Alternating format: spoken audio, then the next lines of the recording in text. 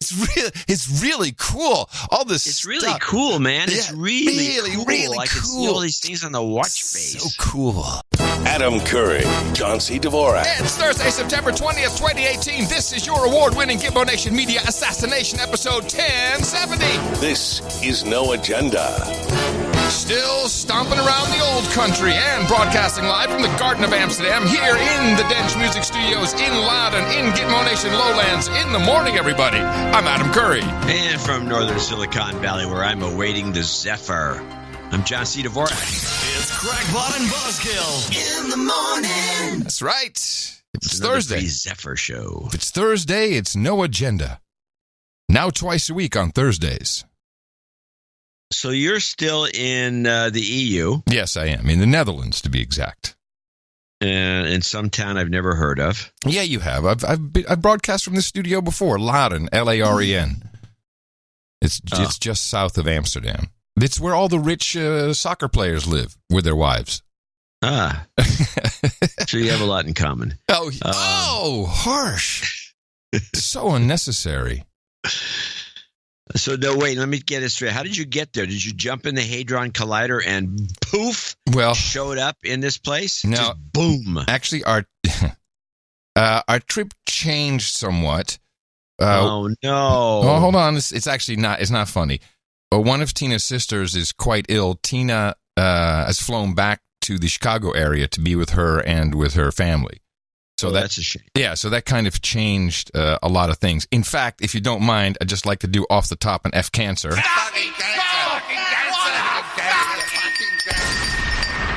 You've got karma. I'm told that stuff does work, so I don't want to leave any stone unturned. So that's, sadly it kind of changed everything. And so I'm here, and I go back on Saturday. So you never went to the Hadron Collider? No, didn't get to the Hadron Collider, no. Oh, well, that's good for another time. But we did have a nice train trip from Zurich to from Luzerne to Zurich, and then we flew from Zurich to Amsterdam, and another interesting train ride. The train is kind of convenient. Well, that's because the places are close to each other, and there's lots of trains. Yeah, and it just kind of works. I don't know. There's no drunk people. I don't know. Maybe I haven't been on the wrong trains. But something that was kind of, and it just struck me as odd. I'm not quite sure if I'm seeing it the wrong way, but you order your train tickets online, which is pretty simple to do. And then they do force you, this would be Tina in this case, to download an app. If you can't print it out, you have to download their app, and then you have to import your tickets into their app, which is pretty much showing a PDF on their app, which I think just probably could have just shown a PDF. Well, you have a QR code. And so when the conductor comes by to check your ticket, it just seems so, I don't know if it seems odd to me that you're showing your QR code on, in this case, the keeper's smartphone, and the conductor is scanning the Q code with his smartphone. Just seems like, isn't that meant for, people who have no relationship together, whereas we already have a relationship because we purchase tickets and then we have the app and all that? Is it just me, or is it actually super modern? Well, you confused me with whatever you just said. Okay, so instead of scanning, like at the airport where you put your phone under a scanner, I don't do that, but you can do that. Now you have the conductor, he's scanning with his, I don't know, it's just like a weird air gap thing to me. I don't know, maybe I'm just seeing it the wrong way. Felt strange. Do you think that what would you propose as a alternative that would be more efficient and make more sense to you? Maybe we just get right on the train, just like a plane, like you scan it, you're done. Why is the conductor still there? What's the point of him to come by and scan the phone? I've always wondered that myself. I mean, it's old. I remember old school because you still had conductiors come by and click your ticket. Because you come by, they click the tickets and they poke a hole in each one of them. Yeah, exactly. And it's kind of cool. And then they stick it in a little sticker thing at the top of the seat where people could steal. It's been a while since it worked that way. Yeah, but they can still do that in some Eastern European train systems. Yeah, and. Yeah, I know. They should have just a little kiosk right at the door, and maybe only have like 8 doors you can go in, or 6, or 5, or 2, whatever, or every door. What difference does it make? Well, it's each one of those things costs money. Oh, okay. It's probably government run, and there's probably a union for the conductors, and I'm sure they like their job. The guy was very friendly. Nothing wrong with that. Huh. Nothing wrong with that. Maybe it's just a way to check. Could be. I learned a couple other things. Oh, I got a lot of feedback on the bikers that we were seeing, kind of these middle-aged guys, a little overweight, and with all the garb on. You know, clearly they had their bikes flown in, or they rented them locally, and they're all running around. This is a big bone of contention with people in Italy and Switzerland. They really don't like them, and they have a name for them: mammals. Which is mammals? Yeah. Why do they call them mammals? What is that a reference to? It's an acronym, MAMILS, an acronym for middle-aged men in Lycra. Wow. Mammals. That's a good one. Yes, mammals. Something else I've noticed, this was very unique to Switzerland. Hotels, stores, anywhere you go, the doors all open inward, which I think is at this point a building code violation in the United States. Oh, very few states allow it. If you have that in California, they'll give you a big ticket and you make you fix it pretty quickly. They'll shut you down. It's really, of course, you know, for Americans walking around, you want to walk in somewhere, you pull the door, you know, you almost rip your arm out of the socket. Oh, it's push. But do Europeans, have they never had people die inside a venue where the crowd tried to get out and the door was inward and not push outward? I guess. I mean, it makes no sense. I don't know why you'd have. What's the rationale for having it open inward, except for maybe if you open it outward, somebody walks into it? I mean, that's the only. Yeah, but it's for safety reasons is the way you do. Reason you do it. I don't understand it. Yeah, but yeah, I've noticed this myself, by the way. And I only kind of noticed it in Switzerland. I don't know if it's in other European countries. I don't think I've noticed it that much in the Netherlands. There's a lot of revolving doors. I noticed it in London when I was in London last year.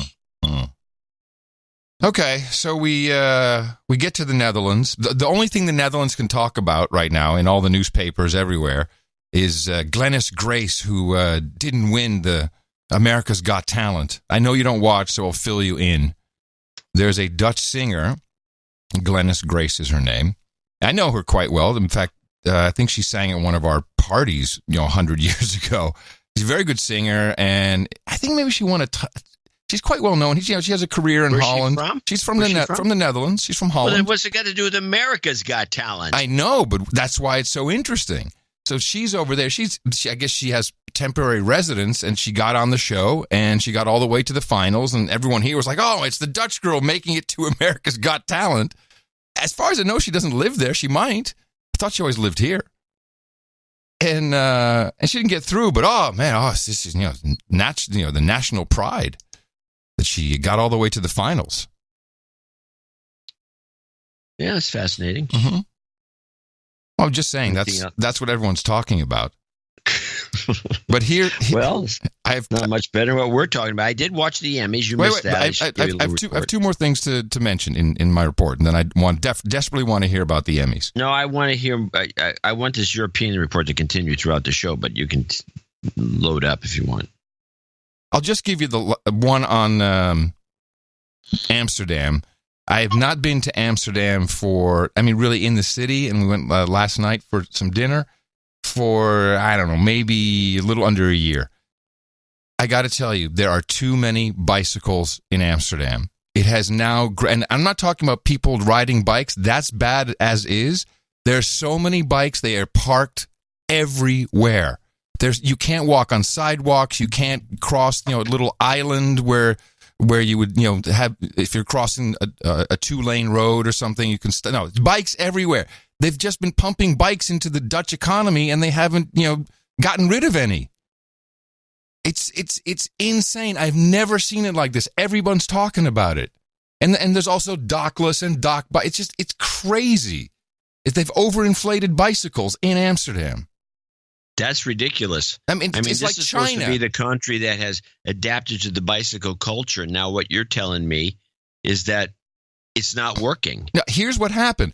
I remember when there was this big push. I'm sure we talked about it on the show. We want to make the city much more for pedestrians and bikes, and we want to kind of push the cars out. So they flooded all the bicycle infrastructure, more bikes. Didn't really do much to stop the flow of cars because, you still need deliveries. Trucks need to get through. Business has to be done. So now no one can move. You got bikes to the left of you, bikes to the right of you, bikes on the sidewalk, bikes on the bridge, bikes. And then the tourists who somehow think that I can bike like the Dutch, but it's just kamikaze pilots. It's ruined. The city is ruined. And I blame it on the policy of, more bikes. It was too much. It's gone crazy. Take some pictures. I have some. Definitely. It's just insane. I want to see pictures. Yeah, I'll send them to you. We'll have them for the next newsletter. I'll be back for the next Thursday show on Sunday. So the next Thursday. I got you, didn't I? Yeah, I got you. So you'll be back on Sunday? Yes, I will. So will you fly back tonight, tomorrow? No, Saturday, because tomorrow I'm going to go see Christina, who I haven't seen yet because everything kind of got pushed back at some other... I thought she's in Rotterdam. She's in Rotterdam. Yeah, I'll have Taxi Eric drive me or something. Oh, I thought you were going to take a bike. I'm still here trying to, to exit this damn podcast. I'm trying to find an exit strategy. Just get on a bicycle. That's your exit strategy. Okay, sure. Are they just laying around? Anyone can pick one up? No. Well, I mean, bikes get stolen all the time, but no, people lock them. But you can't even lock them to anything. To lock it to a bridge or a light post or a gate. No, I mean, it's a luxury because all those spots are just filled with bikes. I've never seen it this way, ever. And I've been in Amsterdam since I was, 7. Yeah, yes, I'll take pictures. Oh, man. Take pictures. Yes. There goes a 9-car Zephyr. Yeah. Thank goodness. Late. I think. Yes, 7 minutes late. Huh? 7 minutes late. 6 minutes late. Yeah. You should complain. Why? I'm not on it. All right. So I watched the Emmys. Yes, I was fortunate enough to see the lame opening song and perhaps more insulting, lamer monologue. Well, the lame opening song that they obviously the guy producing it, the Saturday Night Lorne Live Michaels, guy, right? Lorne Michaels. Yeah. He put the hammer down and said, "No political, no Trump stuff. We don't want to see any political or Trump stuff because that's what we do on Saturday Night Live. I don't want to see you guys stealing our material." Right. So instead, just rag on white people, men in particular. So there was a little bit of that. It wasn't that bad. I thought the thing was pretty mild politically, but I got annoyed by a couple of things. Not politically, John. I just thought it was insulting. It was too many white people. Oh, white people. Oh, white people. Oh, yeah. They were doing a lot of material about and the show is, I would say, overrepresented by the black community. Yeah, but not in the winner's circle. Many black presenters, including guys like a couple of guys. It was all Saturday Night Live people. Yeah. It was ridiculous. But not in the winner's circle. There weren't too many black people. What I could see, seems like they lost. Well, whatever. The point is that a couple of things that galled me.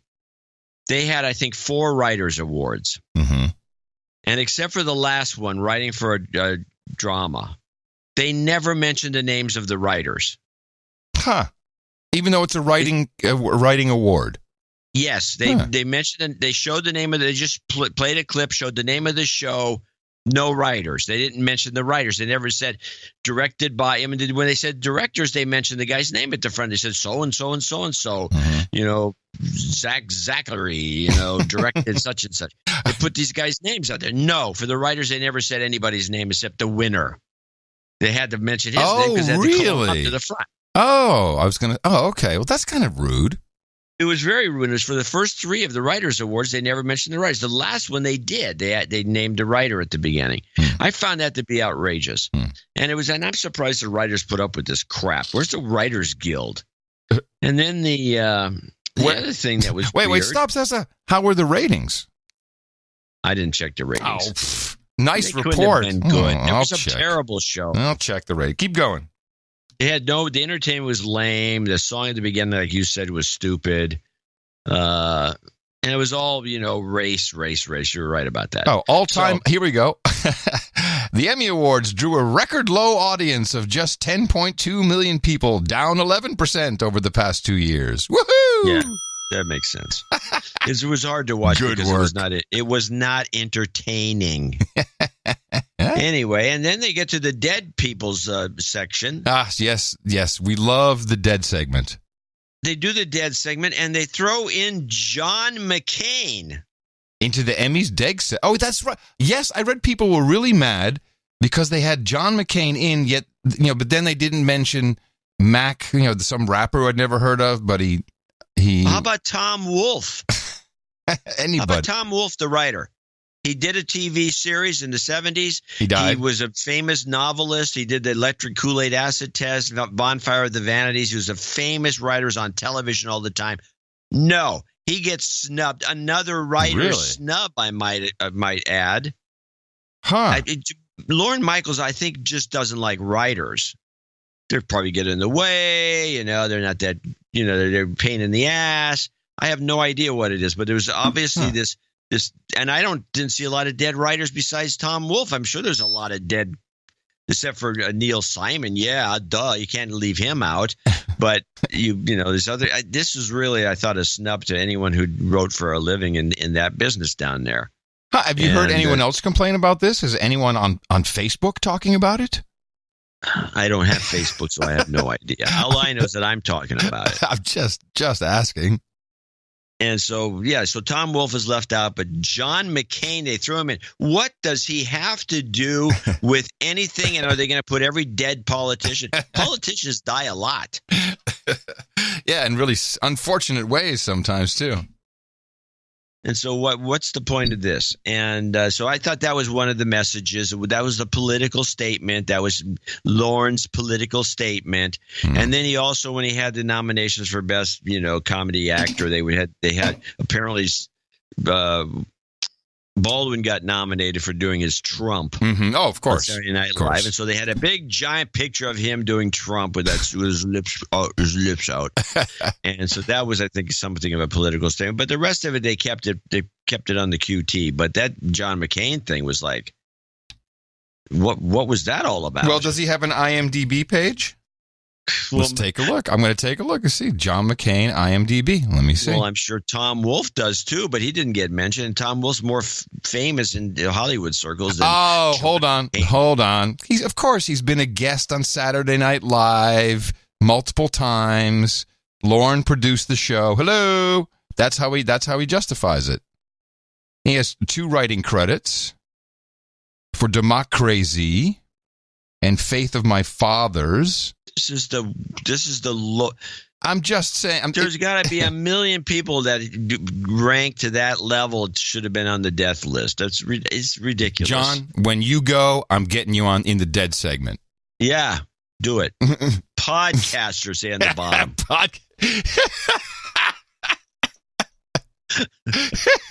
You would come back and haunt me. Yeah.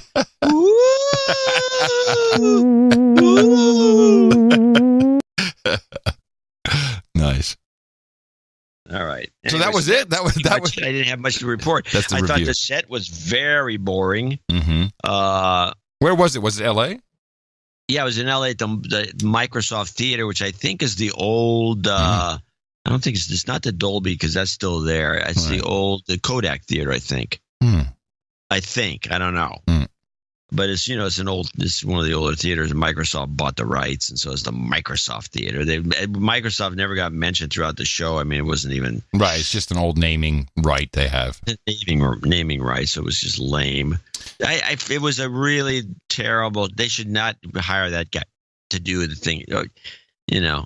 And then another political statement I thought was giving. There's no reason for the Emmy for the best special of last year went to the Oscars. Oh man, how incestuous is that? Well, besides being incestuous, that was a nod to De Niro. Oh, for his F Trump comment. His F Trump. Oh, so that made it. What, did they show that as the best segment of the show? No, they didn't show that as no, they weren't going to do that. This was all subtle nods. Well, I mean, that's your interpretation. I'm just adding 2 and 2. Why would they get the award? This show sucked. it had low ratings too. And also they had, again, they had the McCain thing and then a picture of what's his name doing Trump. I mean, come on.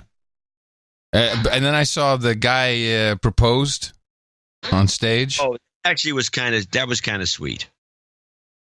Okay, I didn't see it. So the guy was kind of lame, but it was kind of sweet because it was at least it was something different. Yeah. The guy says, my girlfriend's sitting here in the audience, and I have to tell you this, I hate calling you my girlfriend. I'd rather call you my wife. Aww. That was and then the guy. Yeah. Yeah. And then the guy kind of botched it though, because I could have clipped that. Yeah. She gets all excited in the audience. I mean, it's pretty funny. Uh-huh. And then so she comes running up the stage and then as she's running up, he says at least 3 times, I haven't asked you yet. I haven't asked you yet. I haven't asked you yet. What a douche. What a dummy. Because he goes up, once she gets up there, he does go on his knee, give her a ring, and asks her. Uh-huh. But what's he yelling at her for when she's coming up on the stage? You can see where that relationship's going. I can guarantee you what's next. Because divorce. No. Well, there's that. No, we're going to see this another time in the near future on an award show, but it will be a gay proposal. That could be. There was one later in the show. There was a callback to this moment way late in the show. Where this guy who's also got a girlfriend in the audience I forgot her name. She's some actress. She said she'd punch me in the face if I asked her to marry her here. And I'm thinking, yes, do that on my show, please. Very good. Anyway. Yeah. Well, there is one piece of news that was played up pretty big here, particularly in the Netherlands, since it is news that concerns quite a number of Dutch citizens, many of whom were killed in MH17, the downing of the MH17 airliner over Ukraine, as the Russians did a big live news conference. It was carried live all over the country. People were tweeting about it, and there was live stream on RT, of course. Who interpreted the news for us. And in a nutshell, they have proof that this was a Buk rocket that was in possession of the Ukrainian army and could have only been deployed by the Ukrainians for a number of reasons. And I do have a clip. Remember, this, of course, is RT, so you'd expect them to be all over this news in a positive fashion. And that was, I did a John right there, didn't I? Hey, good work. Fabulous. I like the way we're shortening the show. Yeah. It's literally a 1-second clip. Well, we'll have a second one. So, yeah, okay, I can summarize. They have the original. I'm so pissed about that. That's not me. They have the original quote. Peg, you're it. Yes. The original passport, each weapon has, or each shell or rocket has a passport. It shows where it was made. It was not made in 1984, as was earlier presumed, but in 1986, and this could have only been in Ukraine for all of these reasons, and all the journalists were there. They could examine the evidence. It wasn't like a PDF, of an Obama birth certificate, but it was the real booklet for whatever that's worth. But they did have this other interesting piece of evidence, which was a phone call of some, remember they had, as proof that the Russians did it, they had some drunk Russian, lieutenant yapping away I'm going to shoot we shot down a plane. Well, now the Russians have their version of a Ukrainian colonel who, and they don't even translate this bit, I will for you. Just listen to this part of the report. The passport and all other relevant documents were actually brought to the room. In fact, they used to be top secret, and the Russian Defense Ministry have unclassified them for the sake of the probe, for the sake of the investigation. They also passed on all the data on the rocket to the official investigation, and they are saying they are open to everybody, to any inquiries, any further questions that the official investigation may have. In fact, even us journalists had a chance to have a look with our own eyes at these papers. Also, the second part of the presentation. This is interesting because I'm telling you, I probably cut out the wrong part on this one too. Although this is a good part of the report, but This is not what I intended to clip for The you. Russian Defense Ministry included some footage analyzed before by the Joint Investigative Team, and the Russian Defense Ministry says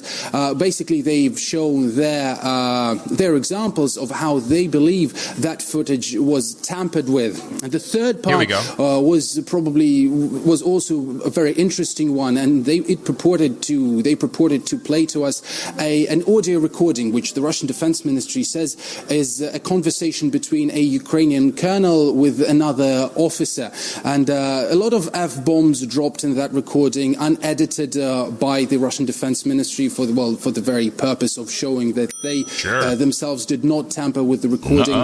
And this is the key bit from it.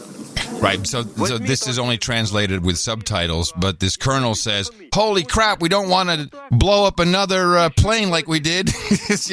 I don't know if that's the actual translation. Someone will, in the audience will check it for us, but that seemed to be it was a very clear recording, almost as good as they had of Victoria Nuland.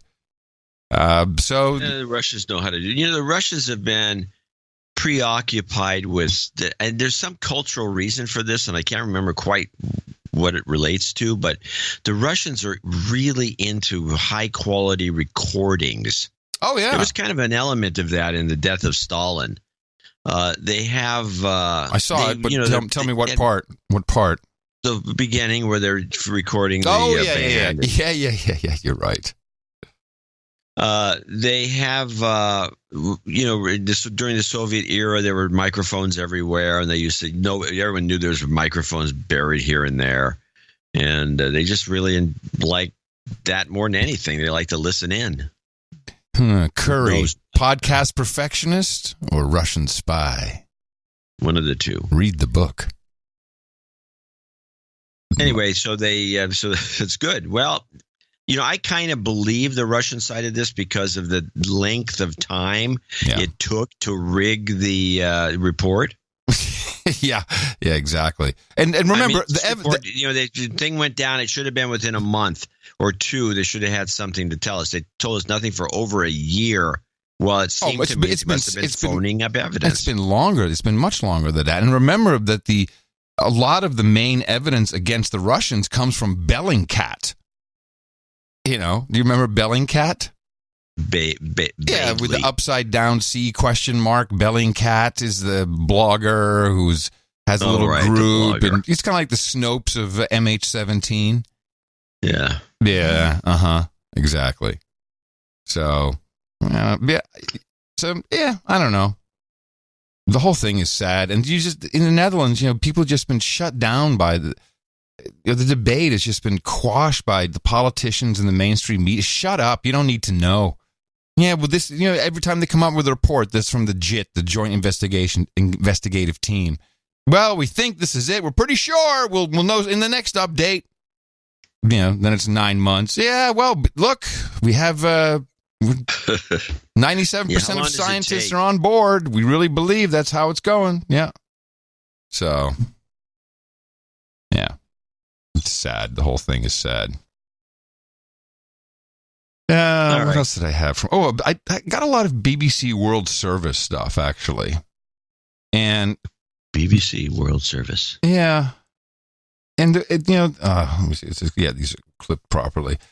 We had a couple of things happen at once. We had the what's this? Hold on, let me check. For how much? Oh, that's good. Yeah, it looks like some of my clips got screwed, John. This is I don't know what's happened here. This is not good. Well, luckily I have two of the three. It's the tariffs. Trump increased the tariffs on the Chinese. Yeah. It was pretty big news over here. Did anyone talk about it in the U.S.? Well, they tried to talk about it a little bit, but it seems that the Kavanaugh stuff was getting more traction. Because now, apparently, if you listen, Paul Krugman wrote an editorial in the New York Times, the famous Paul Krugman, calling Kavanaugh obviously smarmy. They're really going after this Kavanaugh guy. I'm going to have to give you the kudos on this because I was... Well, actually, I have some clips of Trump that I think really prove the theory. Back off. Yep. I want to make sure that people know what I'm talking about. You had the theory that this guy was a straw man. He was going to be thrown to the wolves. Yes. And he was going to be chewed up, gobbled up, and spattered all over the place. And that would lead into giving a leverage to the Republicans to moan and groan about this, because he's probably not guilty of anything. Right. And he's probably a pretty good pick, except for some elements that you saw that you didn't like. Yes. Which I agree with. Well, and remember, it was the report we had is that Trump's sister, who's a judge, had said, no, this is the person you want. And I forget, it was the other person.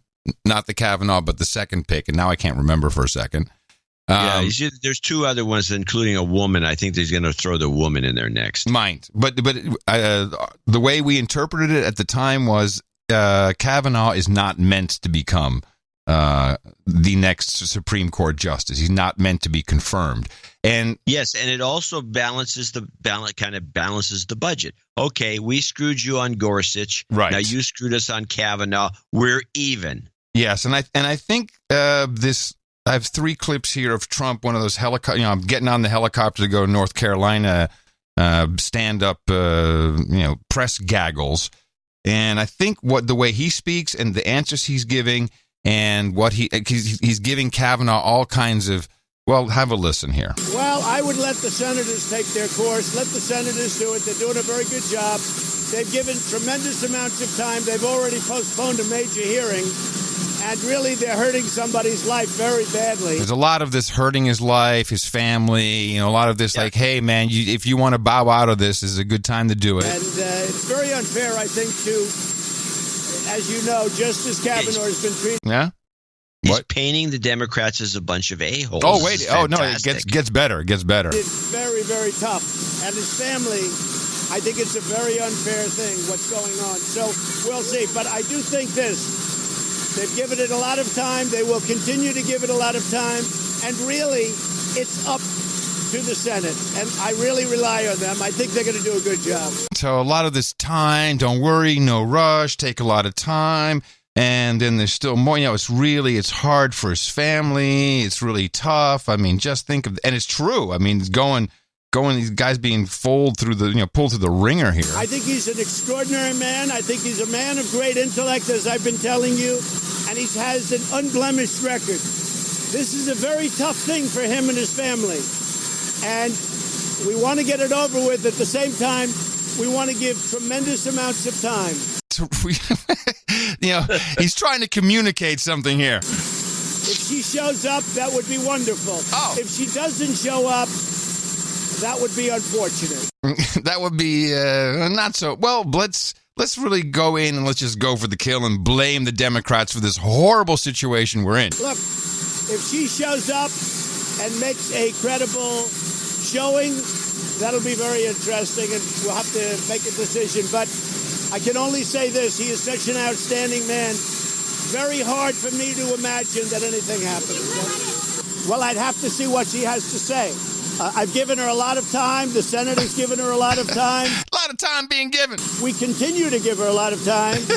We've held up the whole hearing. What I don't like is that Senator Feinstein had this letter for a period of like 3 months from July. Maybe even before that, but from July. Why didn't Senator Feinstein bring this up at her meeting with Judge Kavanaugh? Why didn't the Democrats? They knew about the letter because she was showing it to Democrats. Why did they wait till everything was finished and then bring it up? That doesn't look good. No, that doesn't look good. Yeah, that's a good question.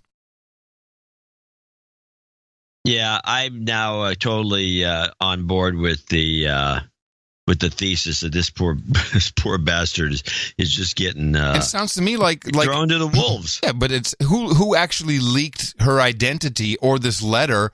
Who leaked that? Feinstein, as he says. Feinstein didn't leak it. I'm sure it was someone on Trump's side who leaked it. Get it out there. Here's what Feinstein said. I have no say. I'm the lead Democrat, so this is all up to the Republican side. I can't say everything's truthful. I don't know. Okay. So here, let's hear another guy. The guy second to Feinstein is Blumenthal. This is Kavanaugh. This is Blumenthal on the PBS Showboating. And this is the classic move to stall and he knows that this is bullcrap, but he's doing it anyway, which is really shameful. But this is Richard Blumenthal. He has played a unique role in choosing and vetting judicial nominees. He was the one who recommended Rob Porter to his position as staff secretary, despite many people knowing about he's a wife beater. Violence when he knew about these allegations and what he did to investigate them. Second, we want to know when the letter signed by 65 of Judge Kavanaugh's former schoolmates was first started. It appeared, as you'll recall, the day after the letter surfaced publicly. There must have been some preparation for it. That would be common sense. And the answers to those questions from Don McGahn will be extremely revealing. Let me just say finally that I hope we've learned something from the Anita Hill proceeding of 27 years ago. Gee. That a full investigation is necessary, that corroborating witnesses are essential, but most important, that survivors deserve basic respect, which right now the Republican leadership is failing to give. Oh, man. This whole thing, Survivor. This thing is so sick because it's really, this is the loop of social media and things popping up and people, finding that Kavanaugh's mom was a judge in some foreclosure, and then and it just feeds back into the media machine, and people are becoming violently ill. No, I'm not kidding. I'm not kidding. Listen to this is Senator Mazie Hirono. I don't know where she's from. The worst. The woman is violently ill. Of course it helps that there are women on that committee, but you know what? I expect the men in this country and the men in this committee, and many of them, believe me, because we all signed on to this letter to demand an FBI investigation, but really, guess who's perpetuating all of these kinds of actions? It's the men in this country, and I just want to say to the men in this country, just shut up and step up. This is an illness. When a senator speaks this way, and I know it's an illness because if you saw this clip, this is where it ends. But right after this, I'll actually roll it back just a tad here. You'll hear she catches herself like, what the hell did I just say? In this country, and I just want to say to the men of this country, just shut up and step up. Do the right thing for a change. Okay, you can see I'm a little upset by this, the unfairness of it, but you have a second question? She's completely off her rocker. You can see I'm a little upset by this, but she realizes it, but she's ill. This is not normal. It's not normal behavior. Yeah, did you hear Barbara Boxer? Our friend, Barbara Boxer, the masher? The hitchhiking masher? Can I say that? Can I get sued if I say that? It was a masher, but maybe. Well, she was always trying to. She was always hitting on guys. The hitchhiking hookup-er. Sorry, hooker, trying to hook up her. Forget it. Here she is. This woman is to be believed. Now she's talking about Anna Eshoo. Well, hold on, stop a second. Yes. What has Boxer got to do with anything? Hey, Kamala Harris took her job. She's on MSNBC providing commentary. And she's talking about Dr. Ford and Anna Eshoo. You looked into Anna Eshoo. Oh, Anna Eshoo's the worst. Who is she? Who's Anna Eshoo? She's one of our representatives in the state of California. All right. So Anna Eshoo has vouched for Dr. Ford, and Barbara Boxer says this. This woman is to be believed. Anna Eshoo is one of the most incredible people I know in this world. She has a heart of gold, and she's sharp. She knows after sitting with that woman, you can believe Anna Eshoo and you can believe Dr. Ford. This was attempted rape. Yeah. And this is a woman who exhibits, Dr. Ford, courage, but the classic signs of post-traumatic stress. I mean, wow. I don't think this is healthy debate anymore. No, but it falls right into the pattern that you predicted. I'm surprised that you feel bad about it. Well, I'm just looking at it from a distance. I'd be gloating a lot more than you are. I think it's. I've been in the EU now, and I look across the water and I go, "Oh man, Really? We do cool shit too, people. Back off. The thing is, here's the clip that I'm surprised that mainstream isn't playing over and over and over again.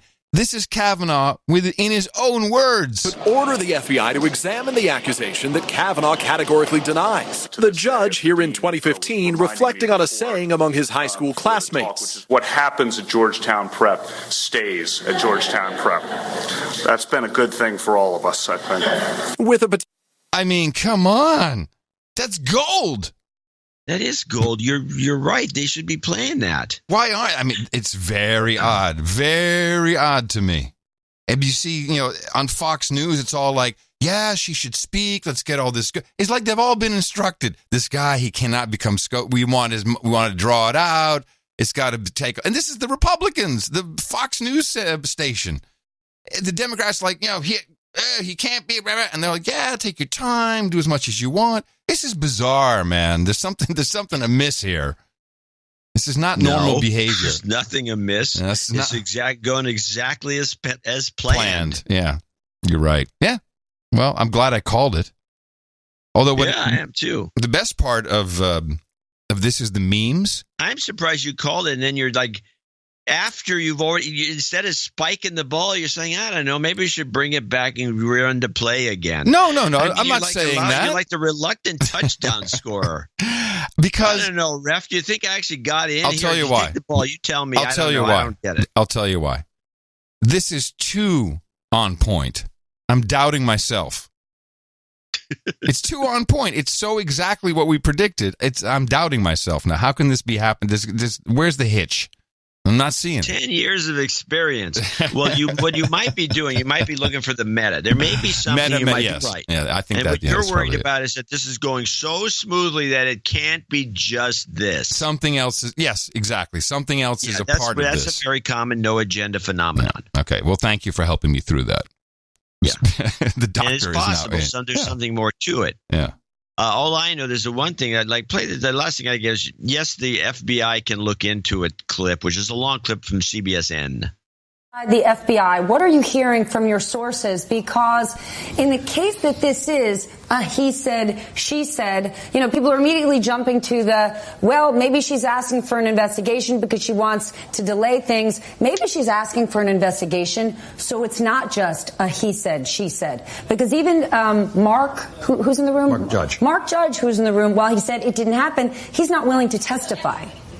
Yeah, Stephanie, my sources are frankly presenting another view than the one you just heard from Bill Gavin, which is that the FBI absolutely could investigate this, not as a criminal matter, but as part of their role background checking federal nominees. But they could only do that if the White House asked them to look into this allegation. And if the White House did ask them to do that, they would be perfectly capable of shedding some light on this. In fact, they have people who do nothing but interview sex crime victims. They have trained interrogators. And as you said, there are witnesses in this case, Mark Judge, and there's another woman who's on Twitter saying she was a classmate of Dr. Ford and that this incident was discussed. Now, I asked The Hill, and they said they don't know whether that's true or not. That's the kind of thing that the FBI could investigate. They could find people who knew these folks who were classmates. They could try to triangulate. Did this party occur? Did people talk about this? Even though, it obviously was many, many years ago, but the FBI is fully capable of at least shedding some light on this. I'm going to triangulate that, Bora. Triangulation. Well, you know what? The White House has to. The FBI supposedly. This is what I. Well, Trump said that they investigated him as part of their background six check. times. Yeah. They investigated this guy 6 times thoroughly. Is that true? And they never came up with anything. So this is kind of an insult. How do we know that's true? FBI. How do we know it's true? Well, Trump no said one's denied that they haven't investigated him over and over, because when he became a federal judge, they had to investigate him, and then they had to investigate him again. They investigated this guy a lot. Okay. All right. And it's like an insult to the FBI. Well, you investigate him and you missed this? You guys stink. You suck. I mean, the FBI can't be happy about all these complaints. Hey, it's a twofer. Trump is not only getting exactly what he wants, but he's also screwing the FBI a little extra. Yeah, without him having to do anything. Yeah, twofer. I like the memes, though. I was just going to say something else. That all these letter writers, But I think there's some danger, because regardless of what Tina's opinion is on Kavanaugh and the accusations, when Julia Louis-Dreyfus also was tweeting, I support her, I signed on from my school, I'm one of the 200 signing in support of her. Tina said, I don't want to read the letter because I'll have trouble watching the show. Not regardless of the opinion, just the fact that she's doing it. Just be on television. Do your show. It's a great show. Don't ruin it. I think there's collateral damage that people aren't thinking about. Well, the other thing is Julia Louis-Dreyfus is one of the richest women in the world. She's a billionaire. She's the inheritor of her dad, and you can look him up on the Wikipedia, who in 2006 was worth $4 billion, and that was 12 years ago. Yeah. He only died recently. So she is like an aristocrat, not only just an elite, but an aristocrat who decided to go into acting as a lark. And she was a comedian. She was the funny Dreyfus in the family. Let her do her bit. And so they tolerated her. But it's like, it's a ridiculous situation with this woman. She's the one who should get out of the way. So she has her nerve. So she's the punchline to the aristocrats? Okay. I sat on that one for a moment. Well, I think just the collateral damage that show business people are now going to witness if you keep John Legend's going to see this too. That's how the machine works. You use the machine for promotion over and over again, or whatever your message is. At a certain point, the karmic wheel reverses and the shit spits back at you. I've witnessed this myself. Grinds you up. It does time and time again. It doesn't always come back instantly. It can be years later, but you will get shit spewed over you from the machine, and it happens to everyone who uses it. Thank goodness we just have a little podcast. We're podcasters. We are podcasters. So I like the memes, though, even though it's a sad topic in general. The ridiculousness of the accusation. Like, I don't really want to say who I am. I don't remember exactly where it was. Don't exactly know who else was there. I kind of remembered what happened. So now people, and it was when I was very young, people are doing memes all over the place, such as this one. So, this is hard. So Maxine Waters, about about 25 years ago, when I was 2, somebody had took me to a Maxine Waters rally, or to her, I don't know I forgot where we were at. I don't remember why I was even near Maxine Waters at that age, but she had kissed me on the cheek, and she goo goo gaga and doing all that, and I was only 2. I didn't give her permission to kiss me on the cheek, and and she was grabbing on my cheek, saying coochie coochie boochie boochie and all that, and she shouldn't be in office. Like, now, this is like an emotional YouTube face. This is great.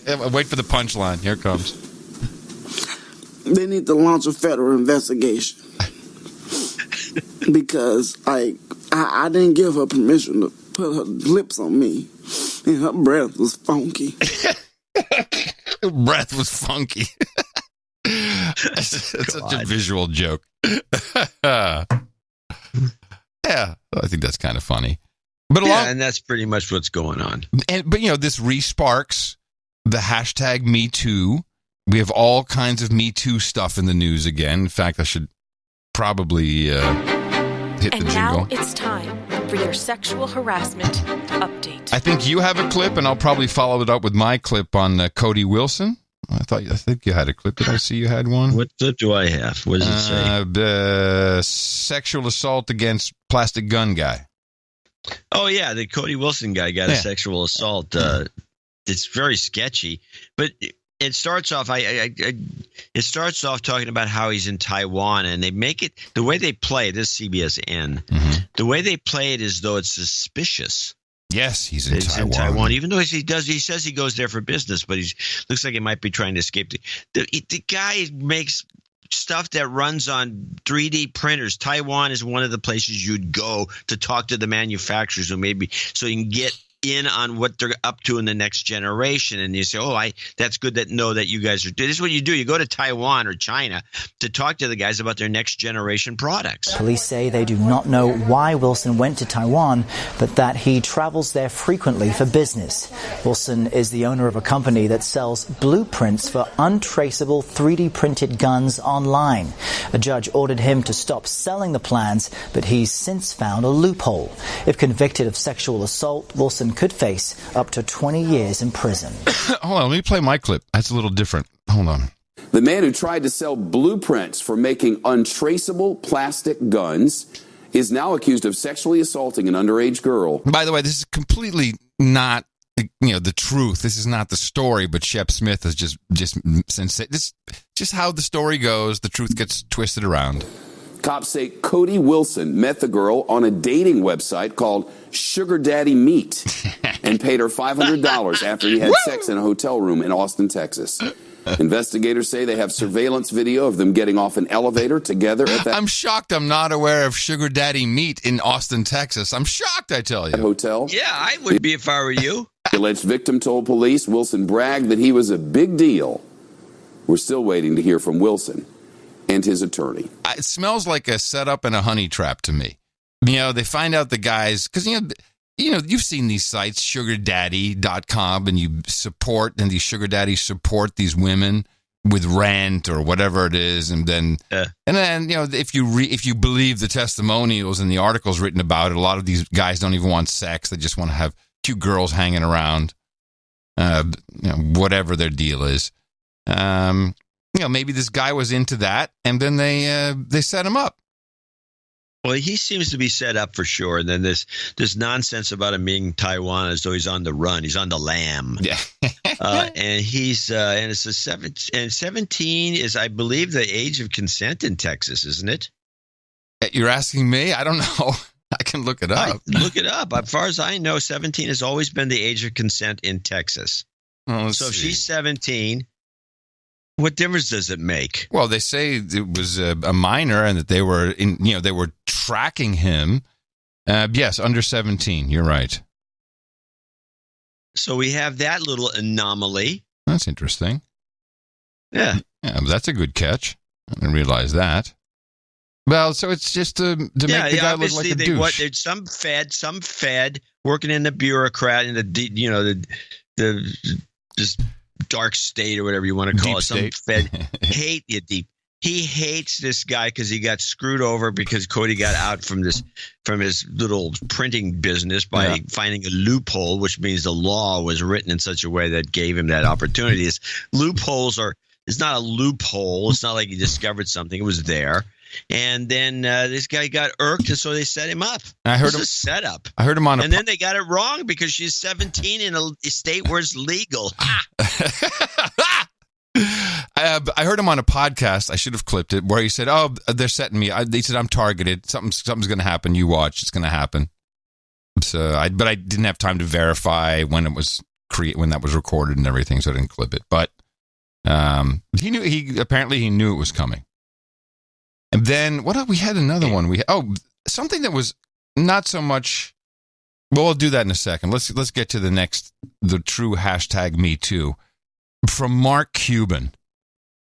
Okay, set your clip up and we'll see if I need to play mine or not. Okay, this is kind of just a rundown on the changes in the Mavericks organization, and somehow Cuban is like, they got nothing to do with it. I'm going to change some managers because there's one guy, total douchebag, who was running the place. Yeah. You don't have guys like, it's always from the top down. I don't care what anybody thinks. If you got about 10 guys working for you, they're all horrible douchebags. You're a douchebag. You hired him. You're a douche. Now, you're the worst. And so they don't mention the fact that then he was shook down for $10 million by some organization. That's what got me laughing to myself. Independent investigation into the Dallas Mavericks turned up disturbing details about the business side of the NBA franchise. There was pervasive sexual harassment and other serious workplace misconduct, and by that I mean threats, intimidation, and 2 instances where an employee engaged in domestic violence. Sports Illustrated first detailed the allegations 7 months ago, which prompted owner Mark Cuban to hire a new CEO, Cynthia Marshall, and order an investigation.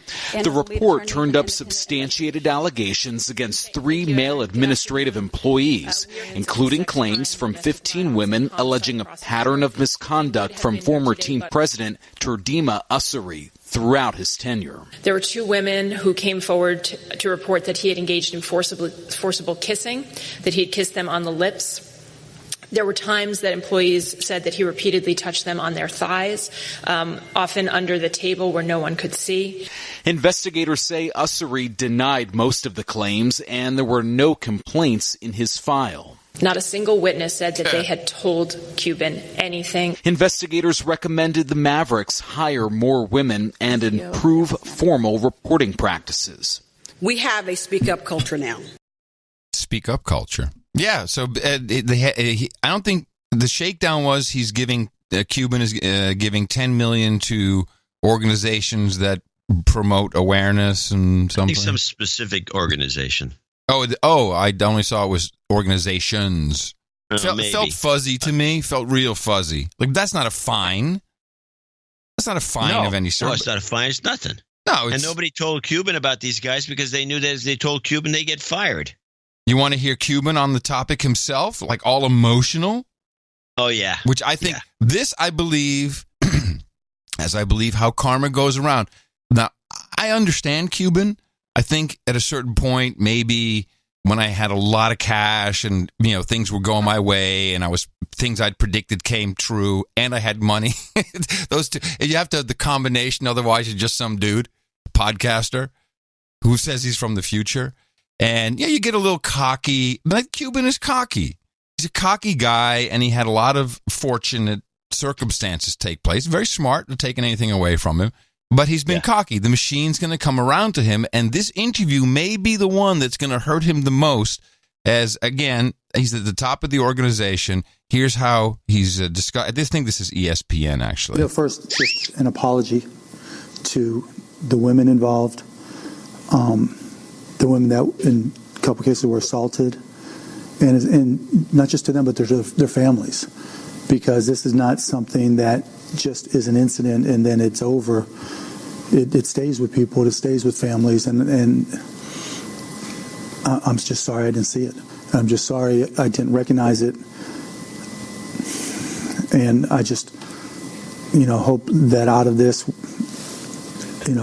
we'll be better, and we can avoid it, and we can help make everybody just smarter about the whole thing. And you read through the report and you really read the details of things that you hadn't known about before.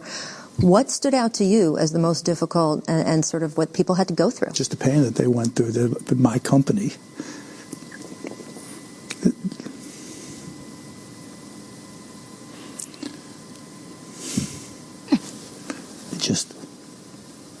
It was the same way I felt when I stood in front of Mavs employees for the first time after this came out.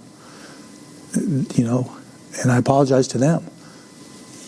It just never in my wildest dreams did I think that this was happening right underneath me. And the pain that people went through, the pain that people shared with me as this happened, the tears that I saw,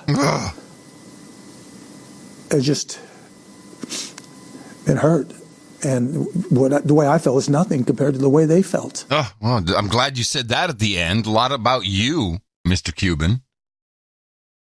Well, hold on a second. Doesn't this contradict the report that I had clipped? To which degree? To the degree that they said no one ever told Cuban, and now he's telling us that they're coming up to him crying and sobbing? Well, this is after the fact now that it's all out there, apparently. No, well, we don't know. He never really explained the timeline here. Okay, I'm just being presumptuous, but anyways, like, wir haben es nicht gewusst. We didn't know. I didn't know. But I'm so in touch with such a great organization, but I don't know what's going on in it. That's the contradiction. Yeah. That's the contradiction. That is really a bad thing to say. Yeah, this is the family. This is the Maverick organization's family. Out of control? I thought you owned it. I mean, they don't even call them companies or teams. They call them the organization because we're organized. And not only that, but he's a hands-on guy. Uh-huh. Apparently a little too hands-on. Oh, Johnny C. Dvorak. And then, although not really, actually, we should conclude this. And this concludes your sexual harassment update. It was kind of a shakeup in the open source community. As after years of abusive emails, the creator of Linux steps aside. Have you been following the Linus Torvalds story? No, I have not. You have to brief me on this. Oh, my goodness. He has come to the realization. And now, Linus Torvalds, I'll try and summarize. I guess he took GNU Linux and created Linux, whoever story you believe. But he's been running the kernel, which is the core guts of the Linux operating system. And it's a very tough job. It's a very political job, and it's all in consuming. This is a lifestyle, if you want to be someone who runs a project like that and makes these decisions. And because it's a committee of one, it's him, as far as I know, all this just lists and conversations. You can only imagine if you've ever seen anything online. It gets crazy. And he would say, shut up and, fuck off and all these kinds of things to people sometimes on these lists.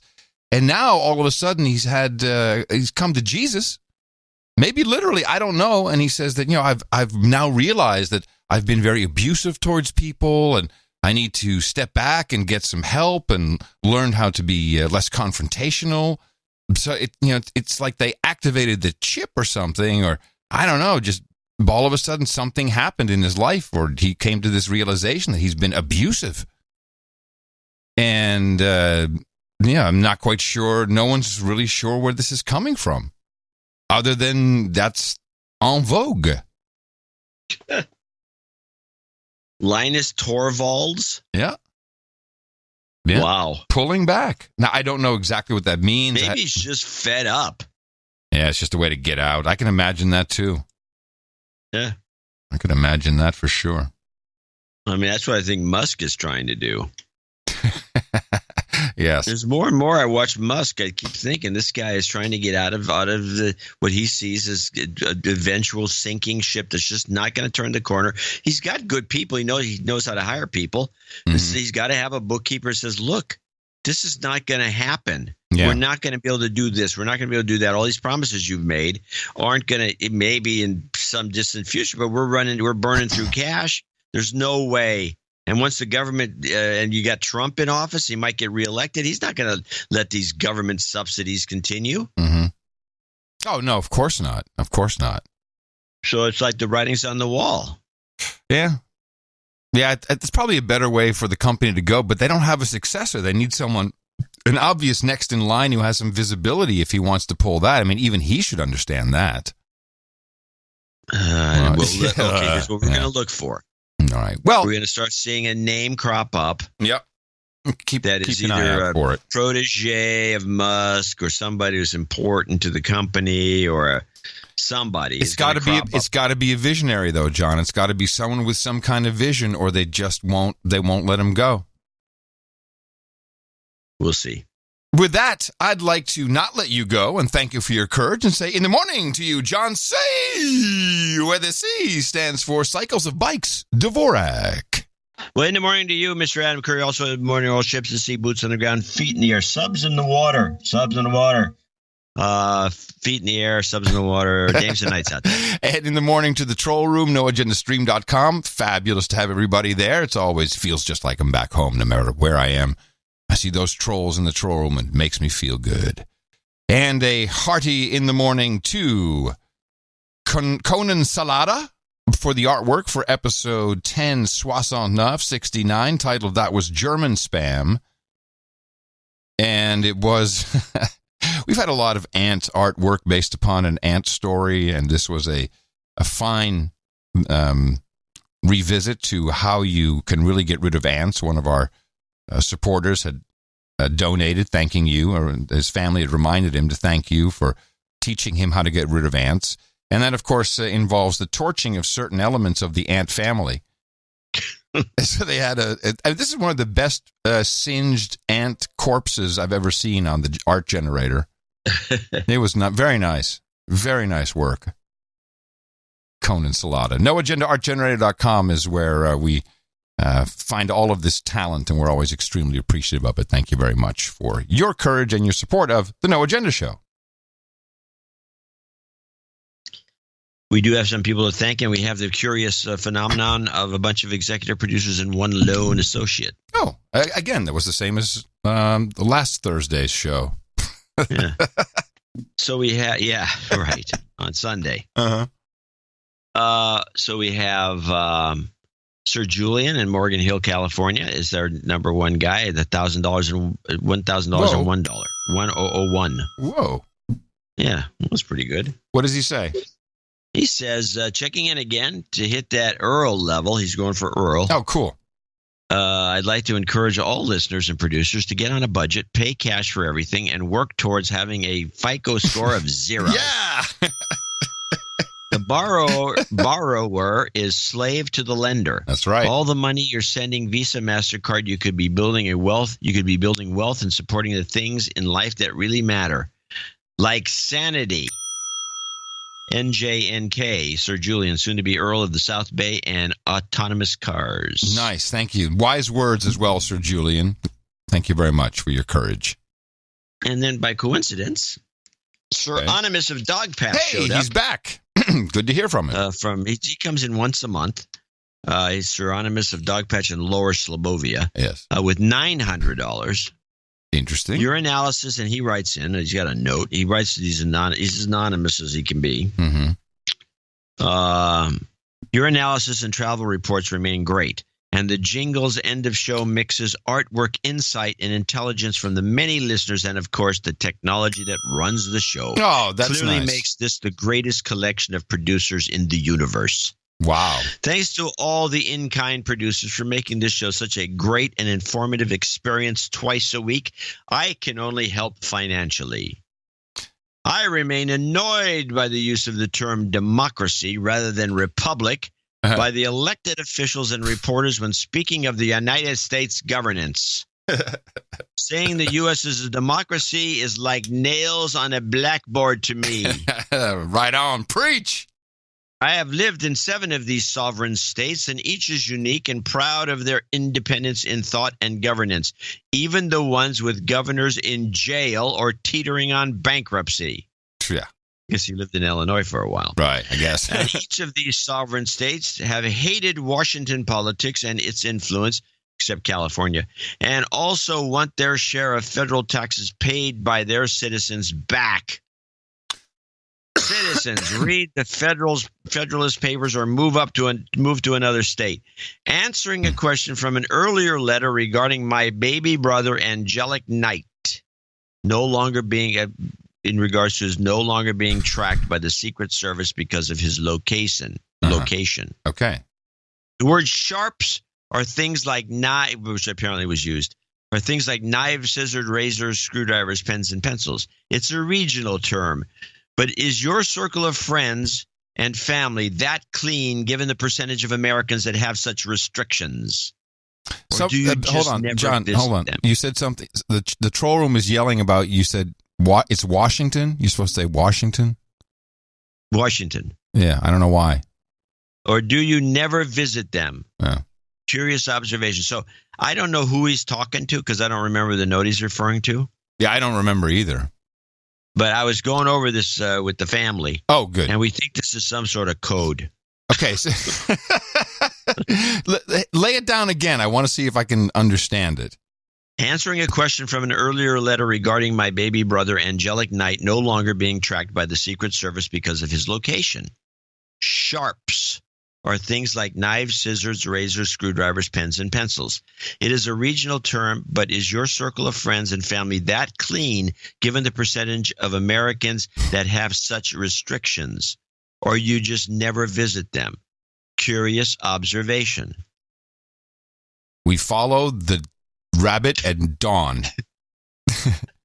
The wet swallows flies at night. I love him. Sir Onimus of Dog Patch. We don't know what he's talking about, but he does say NJNK, and we thank him for that. Yes, thank you for your support, and really for thanking everybody. That's how the Value Network works, and he recognizes that, and that's very encouraging. Thank you. Ken Anderson in Excelsior, Minnesota Nuts, requesting an F cancer and karma for a friend who just lost his amazing and caring mother, Mary Pat. Thank you for your courage.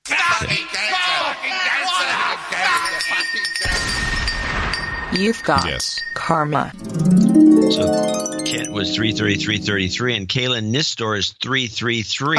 Cal from Northville, Michigan. It's our Cal. Well, it's part of our executive producer month. Congratulations, Adam and Tina. He's catching up. Mm-hmm. From Sir Cal and the Lavender Blossom team. Yay. And JCD, the Scott Adams interview was great. Thanks for all you do. Yeah, that's Cal from lavenderblossoms.org. For all of the No Agenda CBD products. Anonymous in Otis, Louisiana, 333. John C. Dvorak and Adam Curry, Zoe. Salty Hash likes Rhino the Bearded more than Nick the Rat. Oh, it's more code. What is that? That's what I'm thinking. Let's say this again. What is he saying? My wife says, they're going to be knocking at your door. Hey, Jay, make sure to call me if the dad gets carried away by two guys in suits. Reading a bunch of coded material here on the show. I don't know. I don't know either. All I do is read the notes. They write a note. They give us some money to read it, so I'll read it. I don't know. Is that bad? Okay, go on. Quote, Salty Hash likes Rhino the Bearded more than Nick the Rat. I am knighting today to support Nick the Rat. Please knight me, Sir Genowich. I think it's Genewich. Genewich. Genowich. Yeah, Genewich. No, he's in the troll room all the time. Oh, okay, Genewich. I think it's Genewich. Or on Twitter, I see him everywhere. Genewich, that guy. That guy is such a Genewich. And last we have James Bickhouse. Parts of $209.18, and he'll be our associate executive producer. Every year around this time, he writes, I donate in honor of my daughter Elena, who passed on 9/18/2014. Been listening since episode 1. Lots of cancer donations lately, so please tune up the F Cancer jingle. Yes. Thanks, Jim. Thank you, Jim. Yeah, I'm going to hit it again real loud this time, okay? Here we go. 1, 2. I got to put on the boost. There we go. The boost. Well,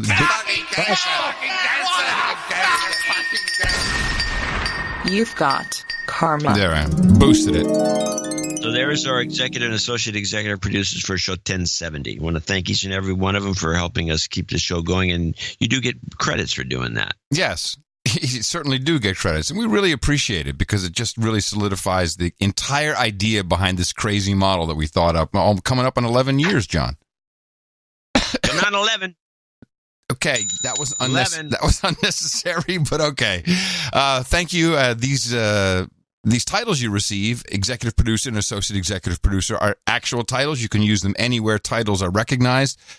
Using them on the LinkedIn does seem to result in work, and we're very proud of that. And we will also be thanking everybody who came in $50 and above in our second segment. And we have another show on Sunday, sometimes known as Thursday. Remember us at Dvorak.org/NA. So much to deconstruct. Yes, we've got a lot for you to go out and talk about.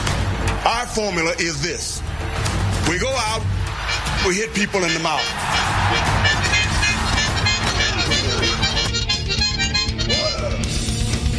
Damn.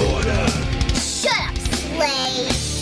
Shut up, slave. Making a lot of noise there, son. Making a lot of noise.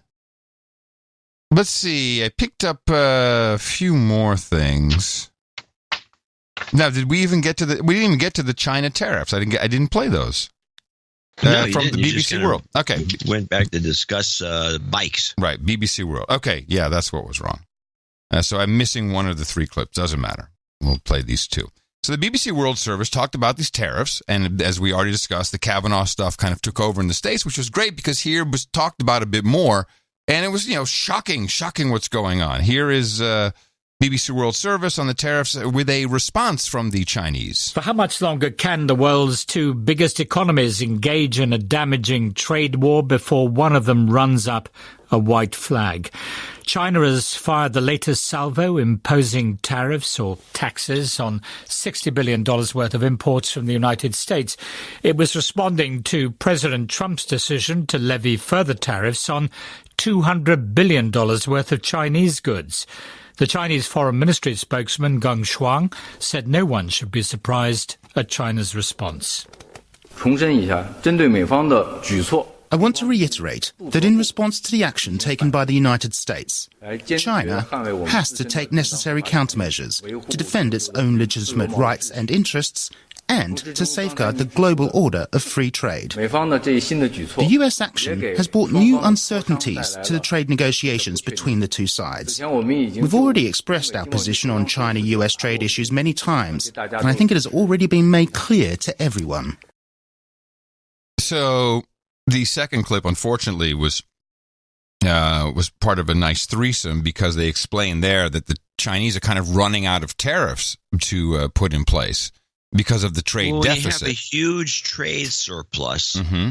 Trump knows this, and I don't understand why people can't get it. Mm-hmm. Is that if you're the worst they can do to you is tax this much is 1/10 of what we can tax of their stuff.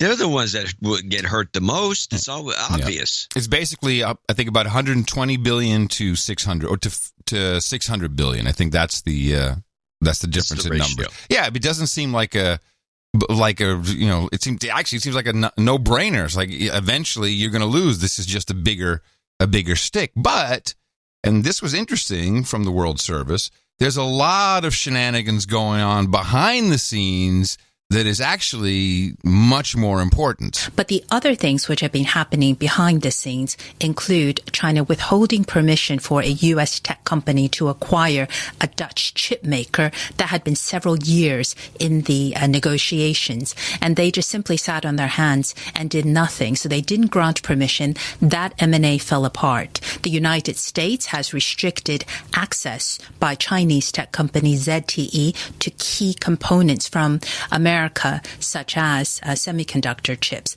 And that's caused China's second biggest telecoms equipment maker to virtually go under. So those restrictions on investment, what they could do in terms of how business operate across borders, are far more damaging than tariffs because those decisions can't really be reversed. President Trump could decide tomorrow he's changed his mind on tariffs and they could just be removed. But once a company changes its supply chain, stops the way that it produces overseas or the way it does deals, those decisions are much harder to reverse and actually have much bigger economic consequences.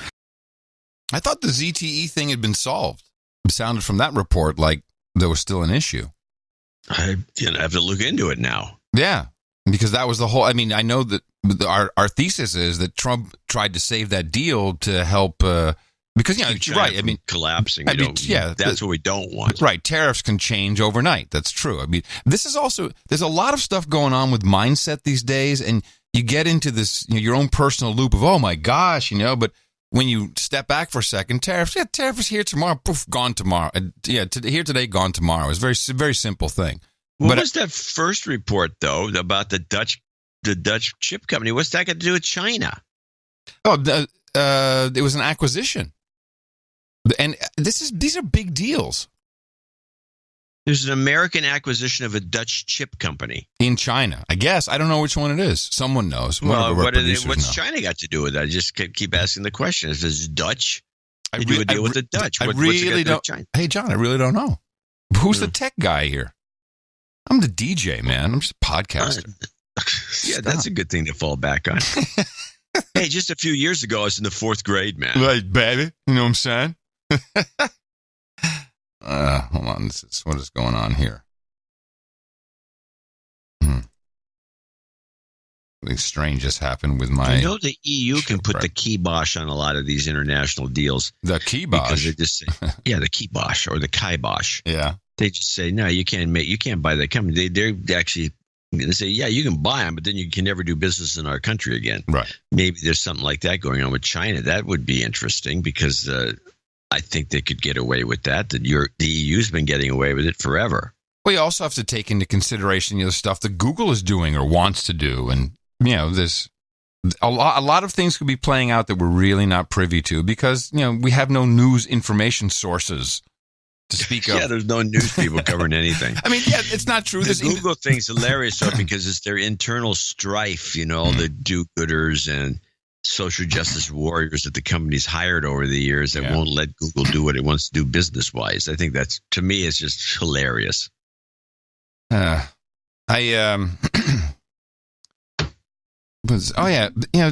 just wanted to play this clip just because what he says is kind of funny, but I don't know if you saw Joe Biden. No.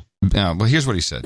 These forces of intolerance remain determined to undermine and roll back the progress you all have made. And this time, they, not you, have an ally in the White House. This time, they have an ally. They're a small percentage of the American people, virulent people. Some of them the dregs of society. And instead of using the full might of the executive branch to secure justice, dignity, safety for all, the president uses the White House as a literal bully pulpit, callously exerting his power over those who have little or none. So I play the clip because, of course, he said some of the people who support the president are dregs of society. Dregs of society. But you really need to find that clip or look at a recent photo of Joe. Because whenever he looks older, he looks much thinner, but whenever he turns his face profile, there's a great no agenda movie that we recommend everybody watch. And it's not our movie. This is a no agenda type movie. It's actually in a way a cornerstone of the show is They Live, which is Roddy Piper stars in this. And I think it's a Carpenter movie. It was a John Carpenter movie. John Carpenter's only horror movie. And no, he did horror movies, but it was only science fiction movie. Yeah. And it is a must watch. It's not the best made movie. But it's very funny. Yes. And when you have these glasses on, you see words like obey and shut up, slave, and all this. But there's a number of people in the world, and these are the elites. And when you have the glasses on, you can see kind of their Skeletor-like faces. Joe Biden looks like one of them on profile when you see him today, and specifically in this clip. You cannot. Once you see, send me a link. Let's put a link in the newsletter. Oh, okay. Well, I want some pictures. In the newsletter. I think if you do a quick Bing, you might even see it. If you just do Joe Biden, Joe Biden, dregs of society. Just do that. What's Bing? What's Bing? Do I spell it? No, please don't do this to me. All right. I'll do it. All right, since you're on the creeps. I got some creeps. Hey, wait a minute. Someone will do some show art. You watch. We'll see it right after the show. We'll be done. You'll see. It'll you'll probably see be a clip from They Live. Yeah, but you don't have to even do anything to the guy. I mean, he looks like one of those people. You can't unsee it when it happens. Okay, well now I don't want to see it. How do you spell Bing? It really? That took you that long? Yeah, but please. Did you get the picture I sent you from Switzerland of Bing House? No. It was I did. Chinese restaurant named Bing House. I don't know. There's something weird about it. Well, Bing House. Well, there's a lot of China. Bing is a big name in certain parts of China. I know, but when you put house after it, Bing House. I don't know. Haus? Yes. Oh, that's funny. So I've got this podcast, and I'm sorry that I don't have the name of the podcast. It's a violation, man. It's a violation. It is a violation, but I still have the clip. Okay. This guy it's actually kind of it's a right-wing podcast, but it's got this guy, Brad. There's a guy I've never heard him before, and I've heard him a lot because I tracked him down as Brad Johnson. He's a Ray McGovern-like ex-CIA guy, and he revealed some stuff here that I didn't know. You won't know, and it's like really weird stuff. But this is a series of clips. I got 3 clips about Brennan being a Muslim. Yes, we've asserted this for quite a while. Yes. Yes. Well, let's start with this with the zero clip 0, or it says ZERP. ZERP. Brennan converts. This is the opening clip of the podcast. Now, look, I want to narrow in here on what John Guandolo has been pointing to over the years. It's just incredible how this has become a taboo subject in terms of how CNN talks about this collusion nonsense every night. You would think that the media would have been talking about this every night and should continue talking about it. John Brennan's conversion to Islam while he was in Saudi Arabia. Did this happen? Did this not happen? Let's say it didn't happen, or it did. But why can't this question be asked? Why hasn't anybody in the establishment media even asked this question one time? It's absolutely incredible. And it matters. If a CIA station chief converts to Islam and is devout and takes Surahs 9.5 and 9.29 seriously, it's an issue. John Guandolo, what did you know about this back then, and what do you know about it now?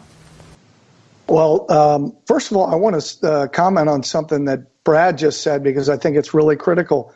When I first brought this story to light and gave an interview about it, I had sources in Saudi Arabia that had direct knowledge that John Brennan said the Shahada while he was the station chief over there. And here is what I said in summation on that interview. It was the fact, and this is what Brad's talking about, is his incompetency, his unprofessionalism, John Brennan's unprofessionalism. When you do that in front of Saudi Mubahith, when you do that in front of Saudi officials, it just leaves this huge question mark of where's your loyalty, where's your maturity, where's your professionalism? Those are the questions I raised. Okay. So it goes on, and they bring this guy, Brad Johnson on.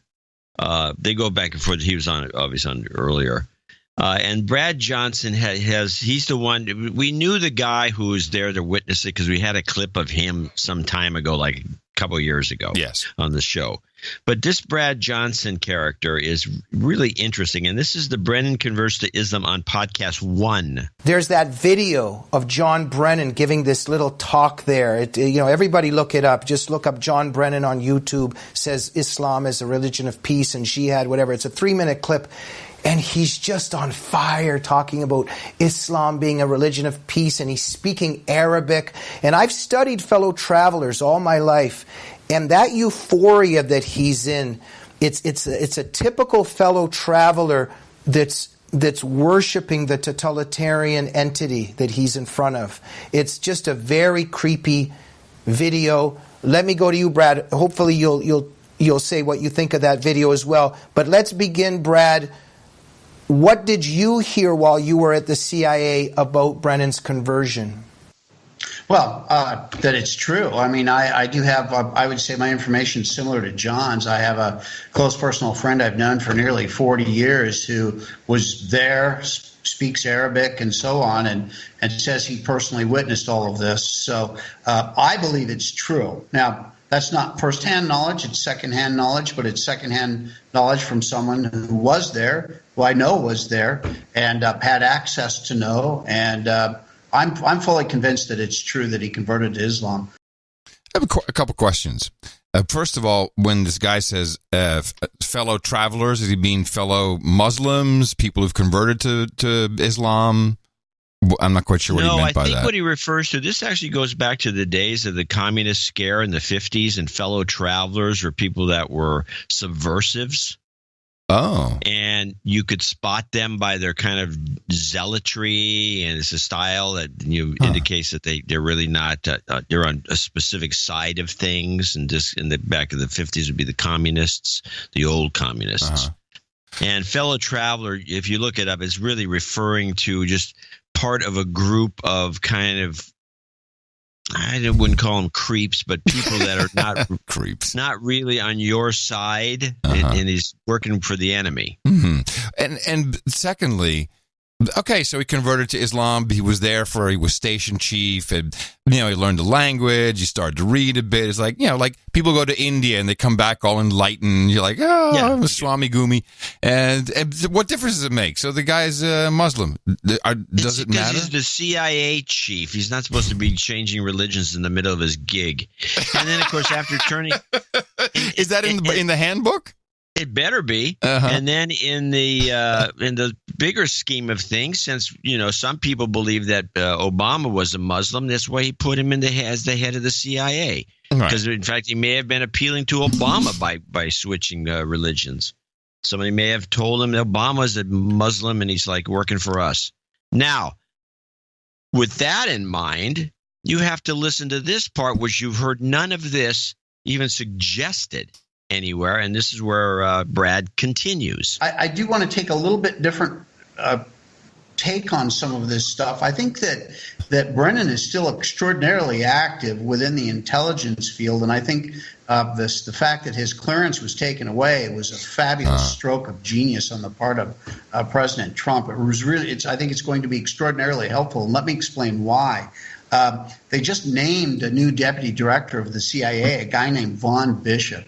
Now, Vaughn Bishop, handpicked by the current director, Gina Haspel. Now, there's something out of that that's extraordinarily unusual, and that was he was pulled out of retirement to come back and fill this deputy director of the CIA slot. Now, that isn't, that does happen from time to time, but in his case, it's the second time. He was also pulled out of retirement by none other than John Brennan to fill the position of ombudsman for his modernization program that we were referring to earlier.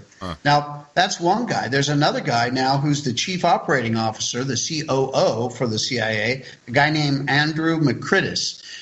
Andrew was also handpicked by Gina Haspel, also pulled out of retirement to be put into that position, and previously was also handpicked by John Brennan to act as the head of the task force that he created to implement this modernization program. So now Gina Haspel herself was somebody that was a close association. Nobody's looked at her either. Even in her hearings, her confirmation hearings at the Senate, nobody asked her anything that was very tough. They were going on about the torture program and the waterboarding and all of that. But ask yourself this question: Gina Haspel, again, there's a pattern here. Gina Haspel was chief of station in London. She was handpicked and brought back and made chief of station in London a second time by none other than John Brennan, and at a time when the Steele dossier was being put together. There's not been one person to ever ask a question of Gina Haspel about any of that. Now, don't know, but I would certainly like to know, did Gina Haspel have any part of any of that? All of these people that form the leadership of the CIA are all close associates of John Brennan. Now, the reason I mentioned that I think that this was such a serendipitous act to pull his clearance, he bitches and pisses and moans about the fact that his First Amendment rights are under attack by having this clearance pulled. But he's on MSNBC and NBC all the time saying whatever he wants. The fact that his clearance was pulled makes it easier for him to speak out, not harder, because he doesn't have the problem of maybe mixing up current classified information with whatever the topic of the day is on the news. So it makes it better. What makes it harder for him now is he cannot go back and have classified conversations with all the current leadership within the CIA, which are his close associates. So I think that's the real reason that John Brennan is so angry today at President Trump for having lost his clearance. Okay. I liked a lot of what I heard, but just help me understand the bridge again between the clearance and him being a Muslim. There's nothing about the clearance and him being a Muslim. The Muslim thing is just second to this, is that he handpicked all these people. They're all part of the same cadre. Right. They might all be Muslims for all I know. Well, but this Brennan guy is a bad guy. Yeah. Yes, that's apparent. And apparently everybody at the top of the CIA are all proteges. And so and you still have the CIA versus the Trump defense. White House. Yeah, defense versus CIA. And still against the NSA. Uh-huh. And there's all this. It's just like, all I like from that clip is just what intrigue. Now we knew that Brennan was really nice to Gina Haskell. In fact, we had a clip of that. Hold on. Brennan. Let's see if I have Brennan Gina. No. How about Brennan Haskell? Let me try that. And I know we had a clip. Damn it. Okay, can't find it. But we had a clip of him being very, very courteous towards her appointment as CIA director. And there was someone else we had saying, that she was his protege. And we thought it was odd at the time as well. And but Trump certainly knows who he's putting in there, doesn't he? Maybe he doesn't. I don't know. Maybe he doesn't know nothing. He may have been hornswoggled. Hornswoggled? This is a phrase from the Shays. Hornswoggled? What does this mean? I don't know. I may have just made it up. Duped? Duped. He may have been duped. Duped. Okay. Yeah, it could have been. But it's not. The CIA culture is not going to go anywhere with her at the top, apparently, and these and her henchmen surrounding the head of the operation. Right. I don't know what the agency is going to do if they have if this is and Brennan's still somehow involved. He may be violating his various things that he signed off on. Who knows? I mean, I don't know. I just don't like the guy. Yeah. And I think he's definitely a bad actor. Yeah, definitely. And he's working against the good of the country. And you've never seen anybody complain so bitterly about their CIA guy after they retire. They usually go away. They shut up. They don't start making a scene. Well, he's trying to save the country and the world. He's not for what? Yes, well, that's what he says. Because Trump. That's why. Come on. We all know this. This is anyway. I just thought that was all good stuff. This kind of plays in. I got a note from Jane. Jane says, "I'm a quote normal mom of 5 who follows Q, and I need to let you know that Q does not post on Reddit and was not shut down like you reported on Sunday." So I just wanted to respond and say, yeah, we know that, but if that was your takeaway, I'm sorry. Obviously, this was a discussion board on Reddit, The Great Awakening. It's where Q drops are discussed and proofs are posted. But she says the Great Awakening thread / group and a few others were taken down, which shut down a lot of Q commentary, like from your favorite Serial Brain 2. But the Q group posts on the 8chan board, and it's going strong. For me, Q connects the dots in areas that baffle you and John at times. There is a deeper layer of evil that I know you know about.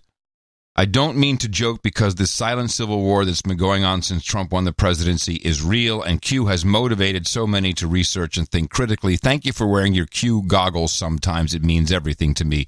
All the best from Jane. So I do want to say that I think we're pretty aware of the overall bad, and this actually goes right back to the movie They Live. I'm pretty sure John and I agree that a version of that is going on. John? Well, if you want to take in the broadest strokes, yeah, metaphorically speaking, obviously. Yeah, there's a version going on for sure. You can tell it by these people, and you just watch the mainstream media when we're talking about.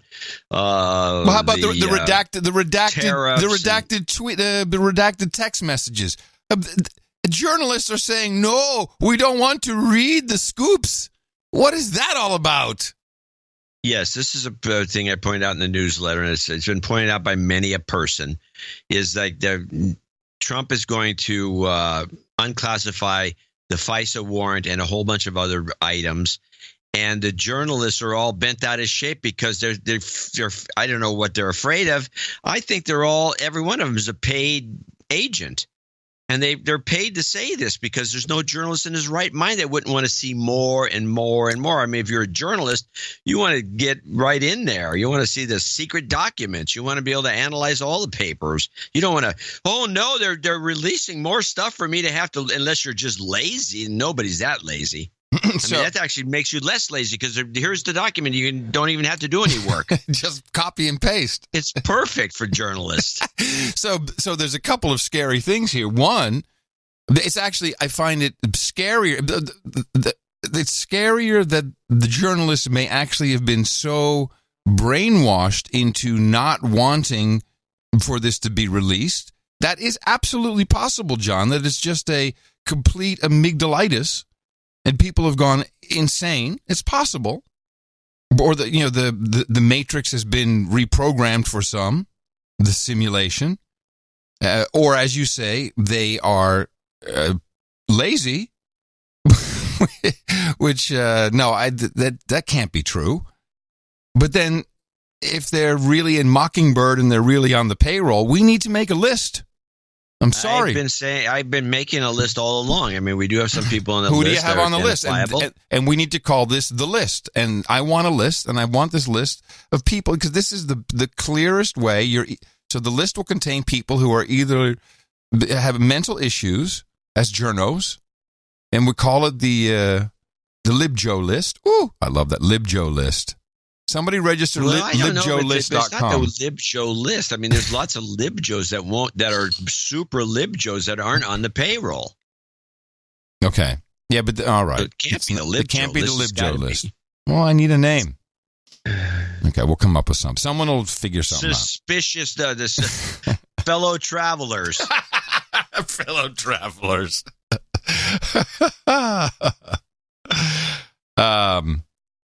But that is so. Who's on your list? Who do you think is on the list so far? Richard Engel's one that comes to mind off the top of my head.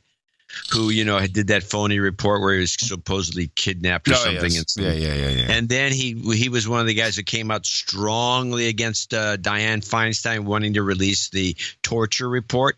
Everybody who came out against the torture report being released to the public. But hold on, let's is one of these guys. I think that's too difficult. The idea is, here is something very clear. It's clearly something every journo wants to get their hands on. The ones who are saying don't release the redacted information, they have to be on the payroll or yes, they do. Mentally troubled. No, they're on the payroll. They have to be. Why else would anybody or lazy? Do that? Because I just want to cover our bases. You're either on the payroll, mentally troubled, or lazy. No, the lazy thing doesn't apply because as I explained, you're right. This makes just the opposite of lazy. You're right. So there's only two.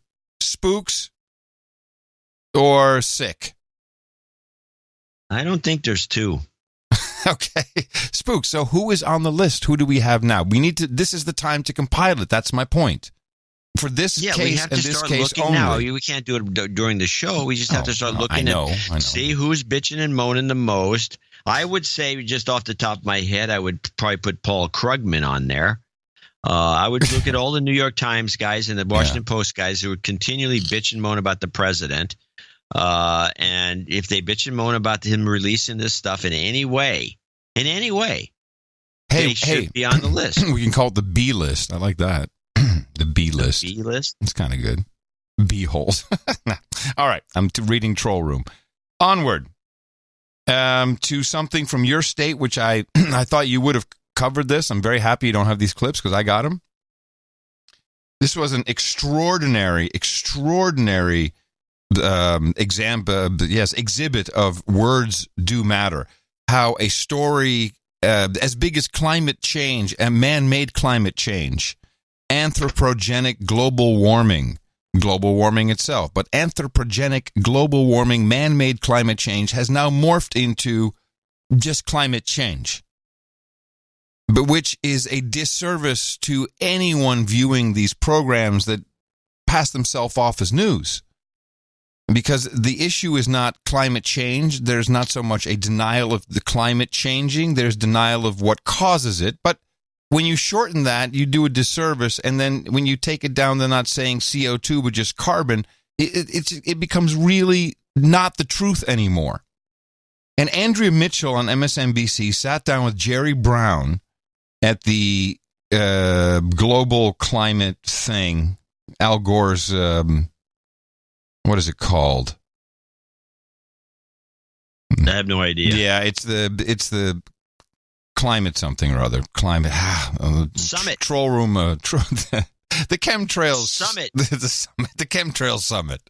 So they're all there and they're all chatting. They got actors, and it's very much like the book State of Fear. Very, very, very similar to it. We got California, burning down. We got North Carolina. We got all this stuff happening. So Andrea Mitchell is going to just assert all these truths. Oh, by the way, stop.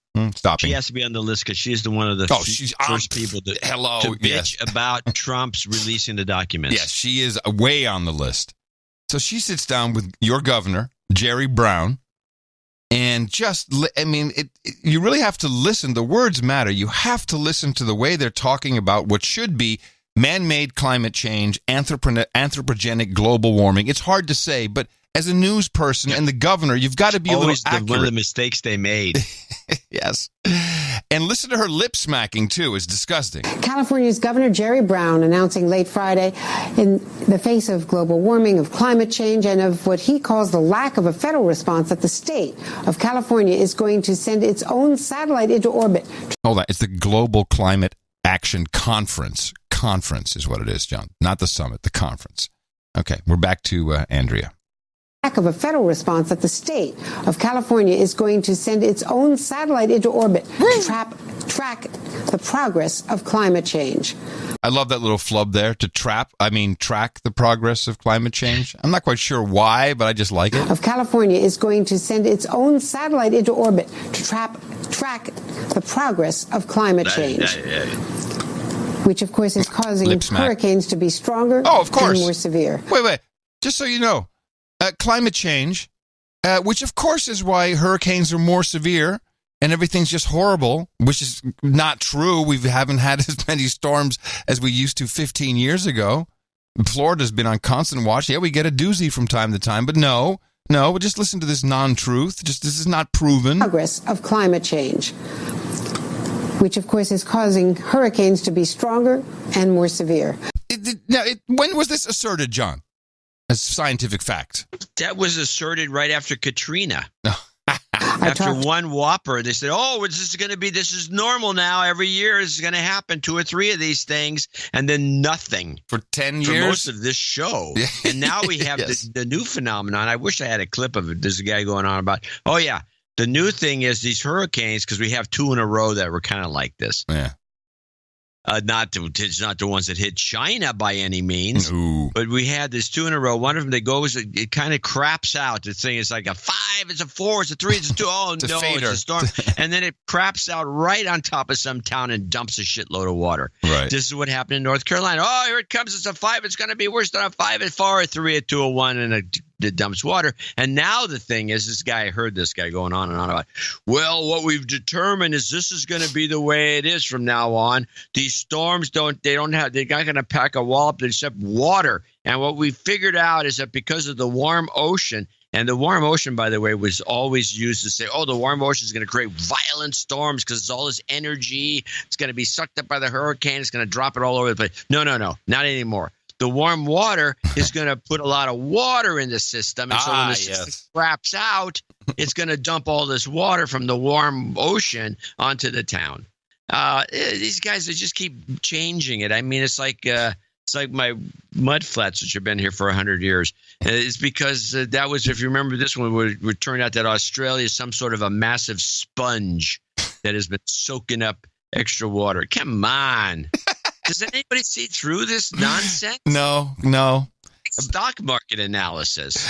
Producer Joe says he was caught in Gwangju for Mangkhut. Does that sound like where the typhoon was? Maybe. He says, got about 70-mile-an-hour winds, pieces of metal, roof flying around. Interesting thing was the difference in fear-mongering. No attempt to evacuate. Local people would giggle when you'd ask to take any kind of precaution like buying water or a hotel room not facing the storm.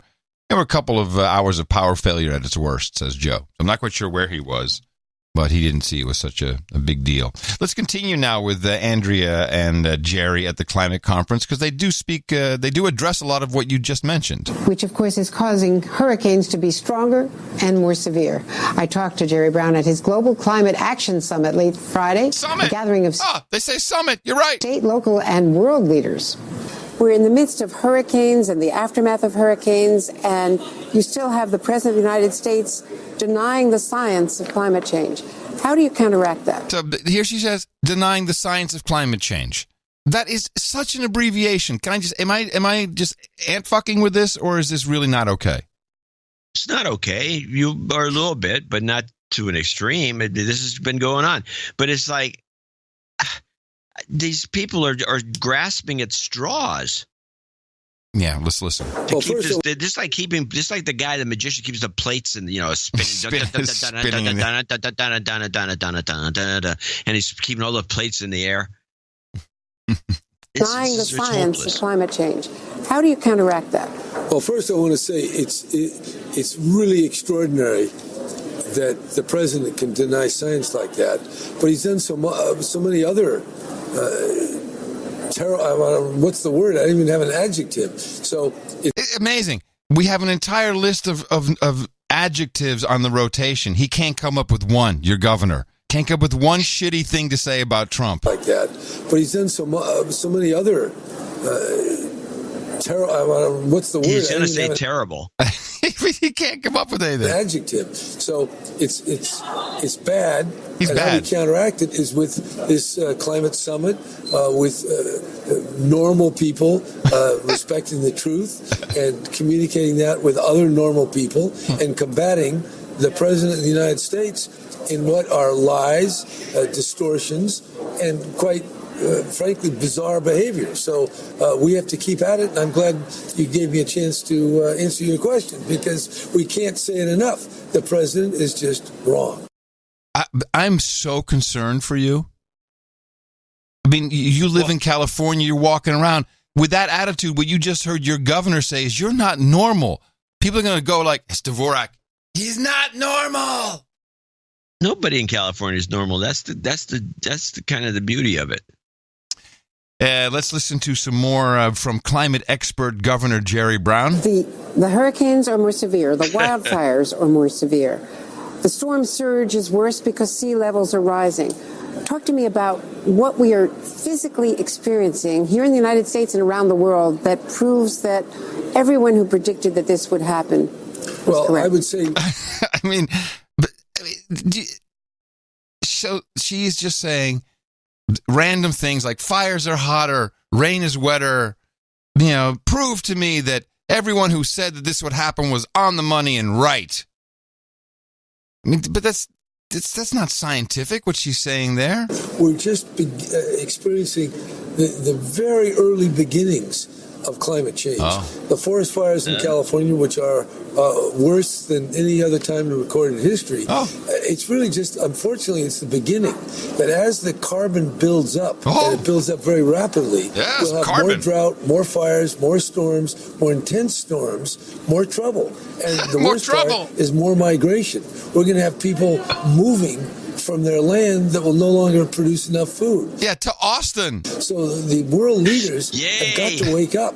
Now, the exit from the Paris Climate Agreement isn't official and binding till 2020. Did you know that? This is news to me. I didn't know that the exit isn't official until 2020. How does that work?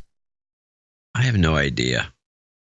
I don't know what she's talking about. I don't either. About it. But what she's saying is that apparently, and Jerry knows, that's the way she sounds, that pulling out of the climate accord isn't official. Like, we haven't actually broken anything, I guess, until we don't pay the bill. I think that's what she means.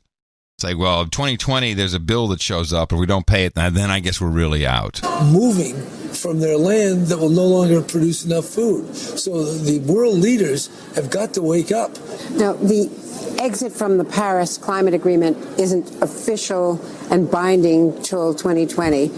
But what is the impact already internationally of the United States having said we're out of it? So Trump is an enabler. We often hear that term, enabler. He's an enabler of climate negligence and climate avoidance. So that's what's bad. Why can't he say denying? Why doesn't he? What's this? Is that? Oh, it's politically incorrect, I guess, in California to say climate denier because that might mean something about Jews. There's some rule. That's not true. There's some rule. There is not true. There's some rule in California. There's some politically correct rule. The guy he's senile. Oh, okay. I'll take that too. Yeah, he just can't come up with a word. It's like climate. He couldn't come up with a word to describe Trump. And there's a million of them. He could have said an orange-faced Cheeto head. He's senile. Term enabler. He's an enabler of climate negligence and climate avoidance. Well, in my brain, climate negligence. No, wait, climate avoidance. I know I'll get it right one of these days. So that's what's bad about it, because we have to make sure that all these other countries, whether it's Russia or Poland or South America. Wait a minute. All these other countries, Russia or Poland or South America, what is wrong with him?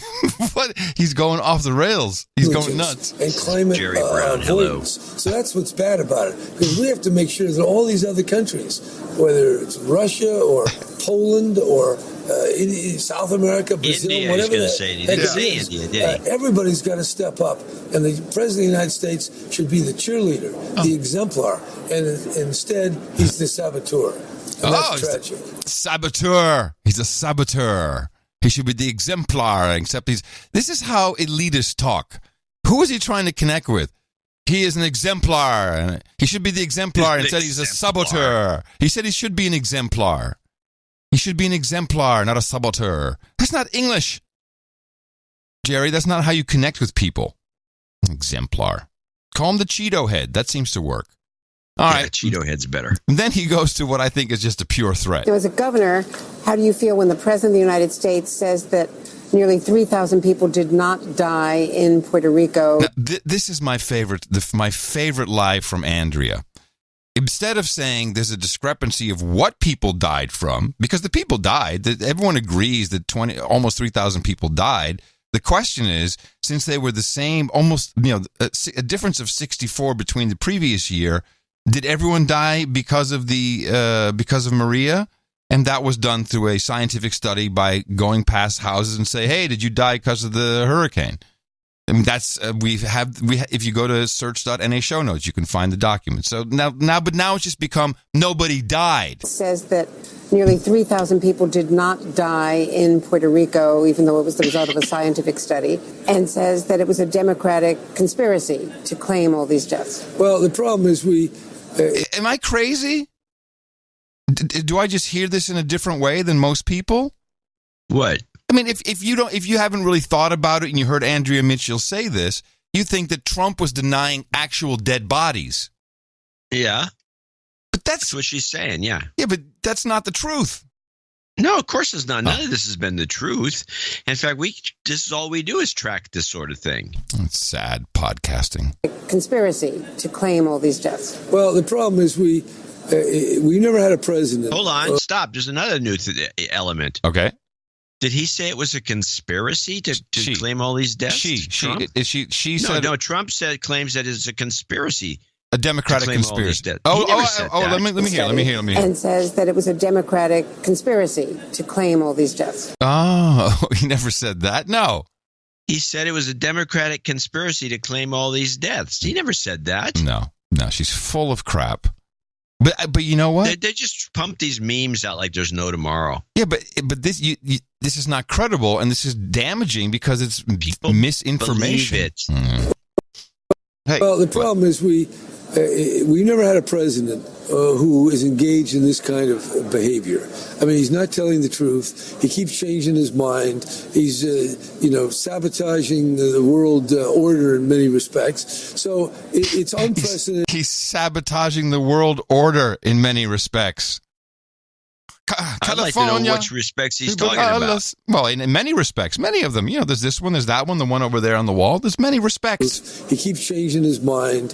He's, sabotaging the world order in many respects. So it's unprecedented. It's dangerous. And hopefully this election is going to send a strong message to the country. The Democrats will win.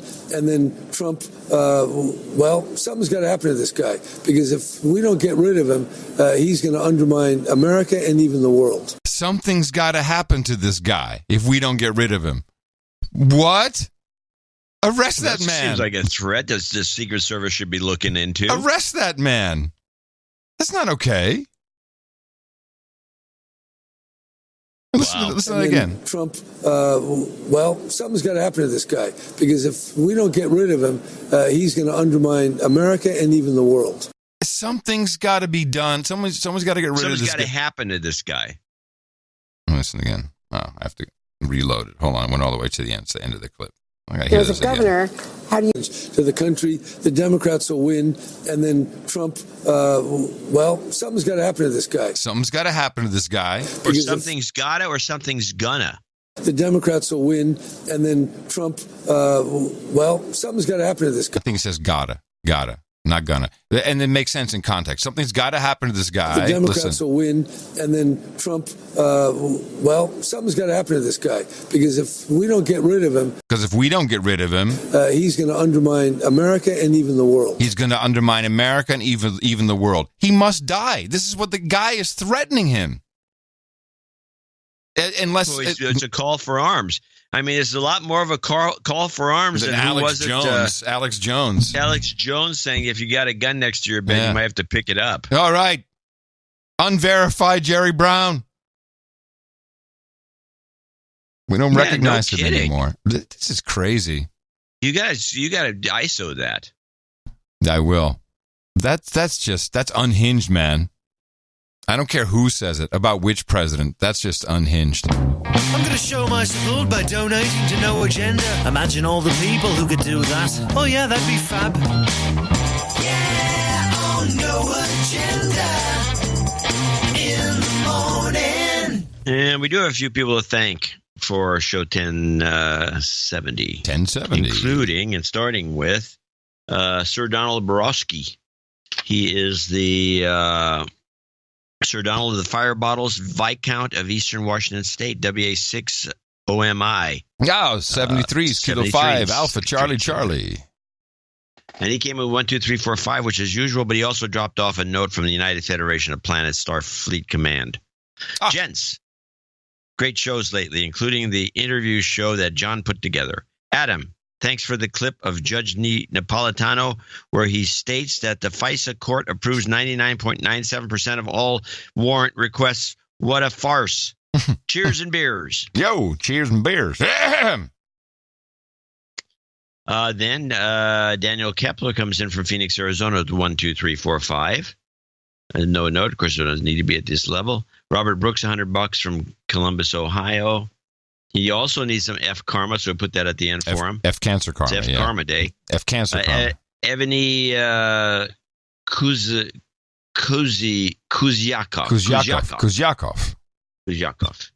Eugene. First time donor. We're to the meetup this Friday. I'm going to see him on Friday. Oh, good. We have a meetup on Friday in Oakland at Drake's, 5 to 8. Drake's dealership in Oakland on Broadway. First time donors do get dedouched here. Dedouched that. You've been dedouched. Sorry, mobile rig. Special dedouching. Dedouching, yes. Renee LaBay in Santa Monica, California, 100. Sandy Block, 99.99. You need some job karma. Put that at the end. All right. Paul Pacheco, White Salmon, Washington, 8008. Boobs. Eddie Vassallo, 7513. He needs a dedouching. He says, for all the craziness that's happening in the UK, especially our leaders negotiating the Brexit terms, God knows how much we need it. You've been dedouched. $75 from James Gilkison in York, South Carolina. First donation, another dedouching. You've been dedouched. Also, hello, Tom, for introducing me to the show, he says. Sir Rick. Hold on. The $75 amount is in honor of my mother, Jennifer, who was 75 when she passed recently. Keep up the great podcast. Sir Rick in Arlington, Washington, $69.96. Dwight Chick in Burlington, Ontario, Canada, $67.89. Donald Napier, 666.66.66.60. 6660. Yes. Yeah, that's it. Joseph Henson in Carlisle, Pennsylvania. And he has a dedouching. He's a dedouching first. You've been dedouched. And then he says, yes. Call out Ryan Anderson as a douchebag. All right, he's done. Done and done. That was Joseph Henson. MLM 5528. I want to thank my dad Wes for always being there with me and my family. No, that was Joseph Henson. No, I'm sorry. You're right. MLM. I'm sorry. My mistake. Just it's a small spreadsheet. Sorry. Dean Roker, 5510 in UK. Scott Fuller in Cumming, Georgia, 5497. Jaron Hutinga, I think. Hutinga.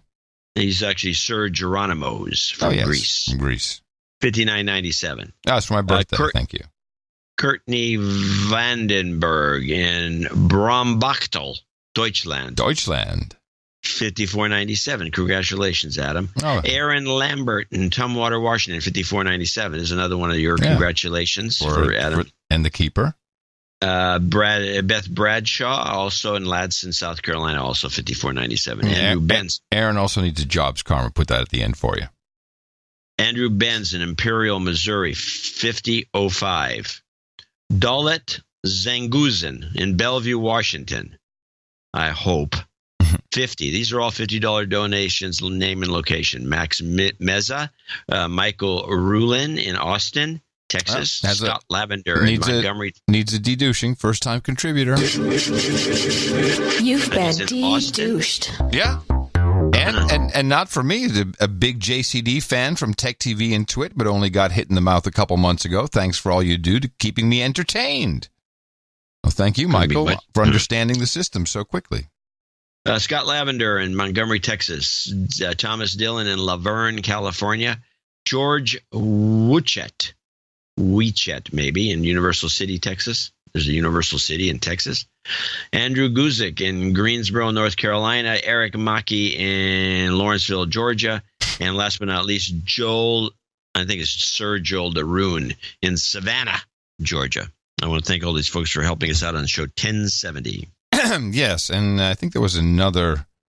Was there another job? Oh, relationship karma for Max Meza. So we have that.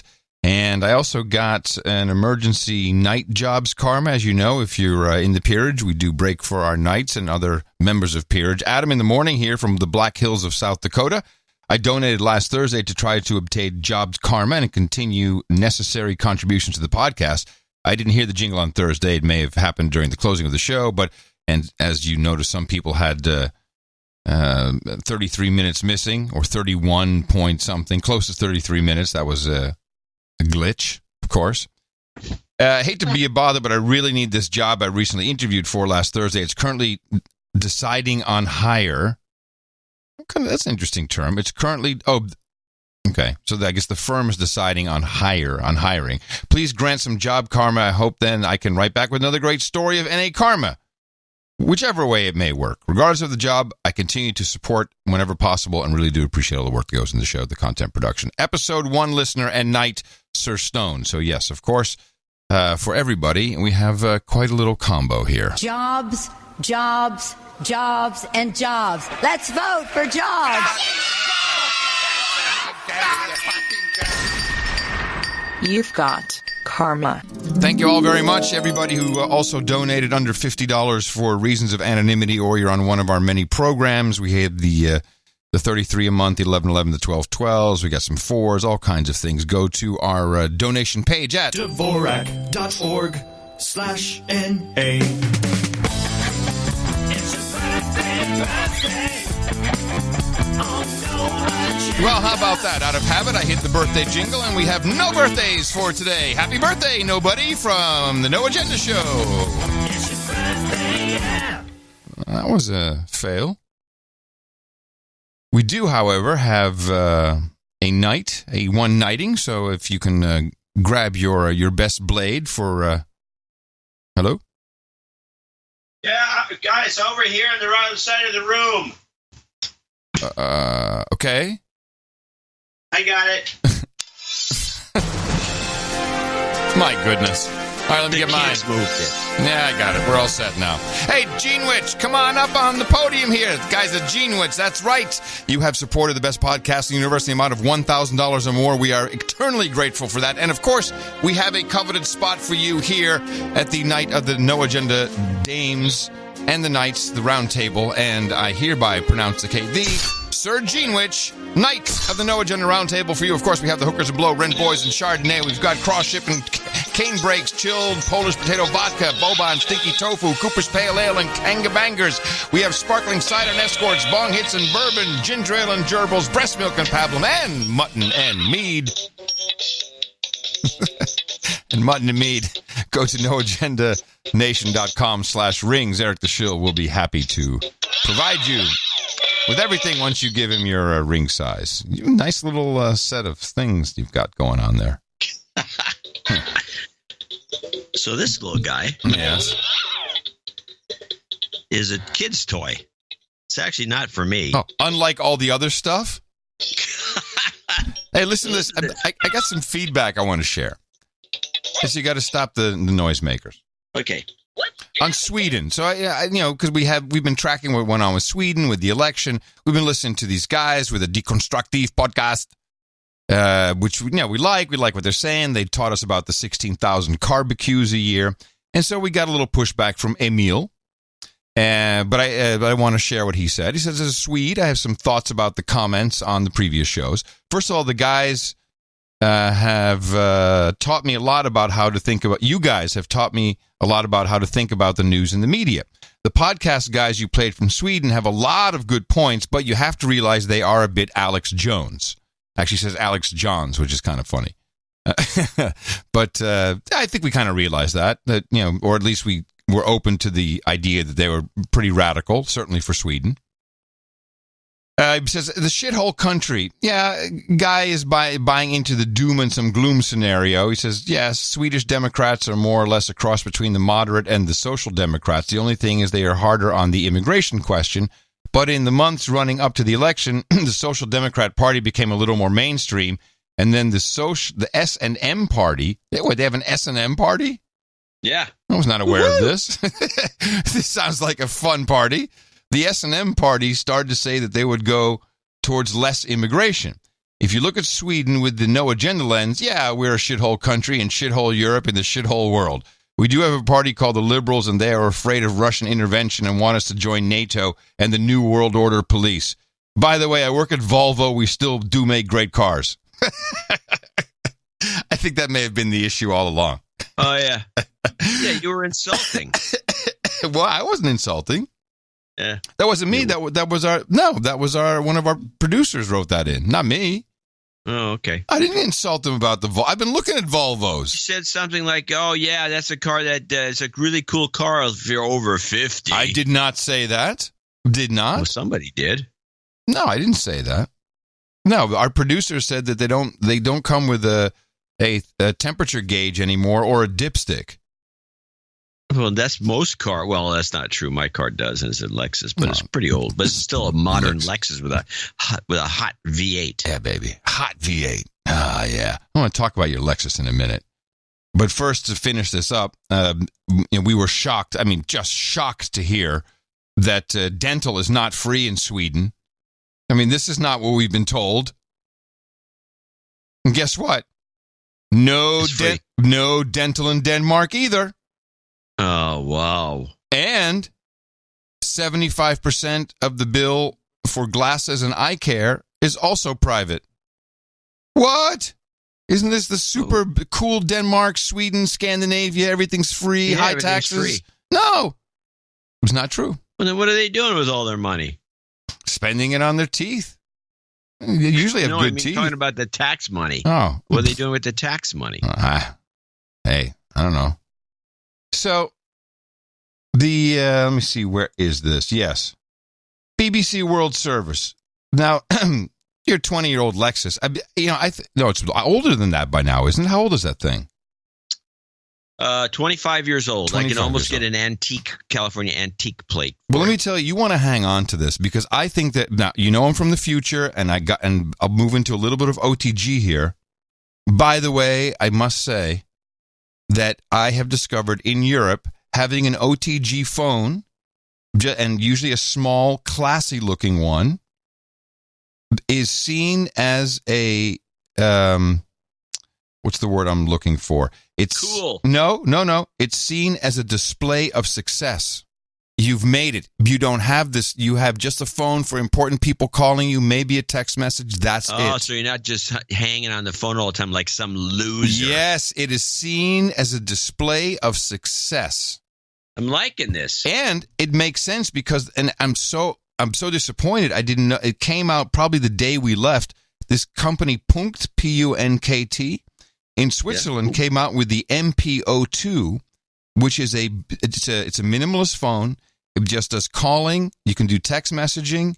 It's beautifully designed. It has, calendar, notepad, alarm, and then one thing. It is an LTE hotspot. So you have everything you need. You text for important texts. You've got your calling features. If you need a reminder, calendar, and probably not connected calendar, and an alarm. And then you have your laptop if you need it, or your tablet, or your Surface Go. And then pop, turn it into a hotspot. That portrays success. How do you spell this? Punkt? Punkt, yeah. Papa Uniform November Kilo Tango. I think it's a very pretty phone. And I got it to Designer Consumers, Punkt top-rated cordless phones. It's cordless phone. No. Oh, here it is. What do you call it? The MPO2? Yeah, that's the one. Okay, I'm looking at it now. What do you think? I think it looks pretty stylish. Going to be launched in the Design Festival. It's just new. It just came out. It's going to go coming out in London at the Design Festival. $349. Pre-orders available now. See, I told you pre-orders. The Kyocera is a better deal. Well, for me, but I don't know. I mean, I like the idea of just a hotspot. I'm still loving. But doesn't the Kyocera provide a hotspot? Yes, but because it's originally it's an unlocked GSM AT&T phone. The hotspot feature, I can't get it to work. I think there's something hard coded in there. So yeah, I know, sucks. Someone from Kyocera listening to this podcast should help us, please, because I really like the and so many people. So here they're like, wow, Curry's really made it. Look at that phone. I'm not kidding. Yeah, I'm sure you're not kidding. The world's upside down, man. No, man. I picked the hits, baby. So back to the car. So I think so this is my whole point. I'm from the future. There's going to be we have to either get Lexus, which I think is the plural of Lexus, or we need to get Volkswagen Bugs or something. But people are going to want cars that are not like the ones that the BBC World Service is talking about being created in Europe. Media giants dominate our lives at home and at work. Now they're encroaching on the connectedness we all appear to love on the roads. Google is to partner with Renault, Nissan, Mitsubishi, which is the largest auto alliance in the world in terms of sales, to put Android-based systems into millions of cars. Peter Campbell is the Financial Times newspaper's motor industry correspondent. Renault, Nissan and Mitsubishi together are the world's largest car maker. They made just over 10 million vehicles last year, sold all over the world. And for them to start installing Google technology in their cars means that their consumers will be able to use more Google functions in future. They'll be able to activate certain parts of the car using their voice. They'll be able to use Google Maps. That helps Renault, Nissan, Mitsubishi hopefully sell more vehicles because people want to buy them because they've got this connected technology. But also it helps Google get more people using its systems. So for both the manufacturer and for Google here, it's seen as a win-win deal. Tell us about the technology that we're talking about here. What's it going to be able to do?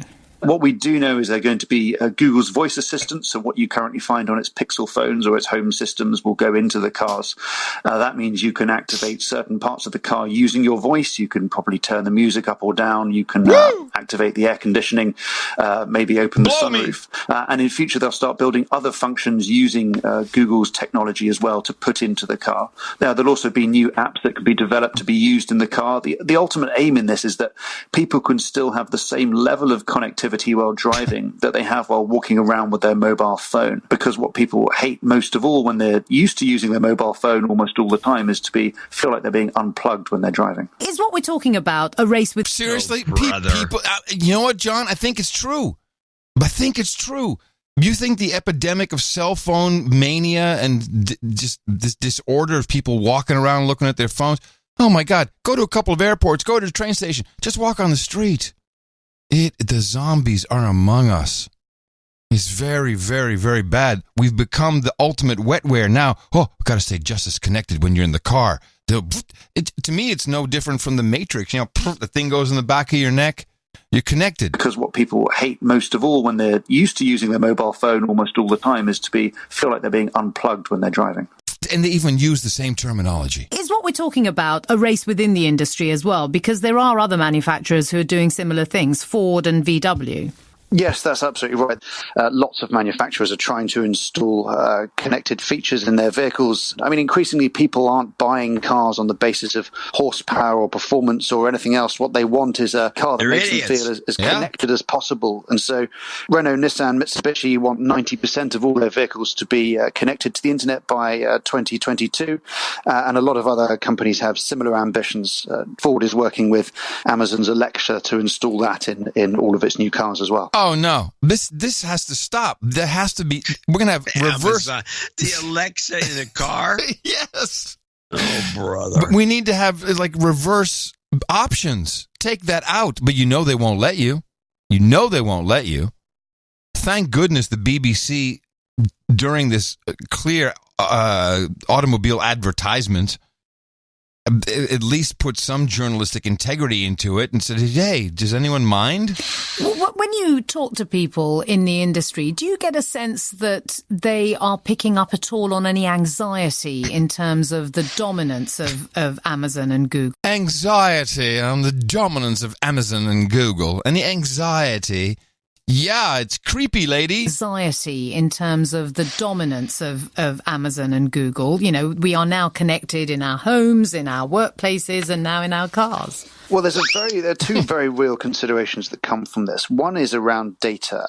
People are naturally cautious about what happens to their data. No, they're not. And then there's also the consideration of hacking and cybersecurity. So as cars become increasingly more connected to the internet, that opens a huge number of attack possibilities for people trying to get into the vehicles. And so a lot of the considerations around installing new technology also have to take that into account. And that's certainly an area that the car industry itself is not used to dealing with.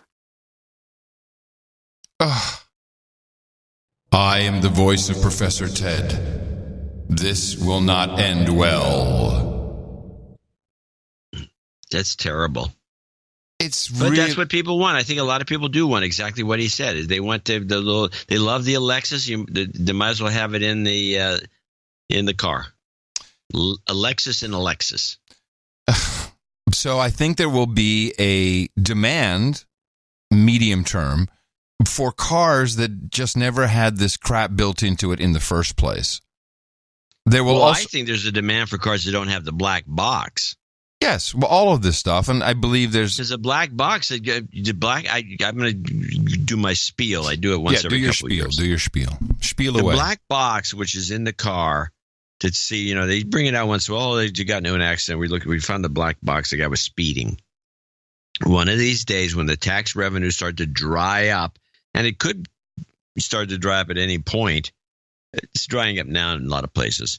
They're going to take, and they're going to, especially in California, where they really do the best to gouge everyone.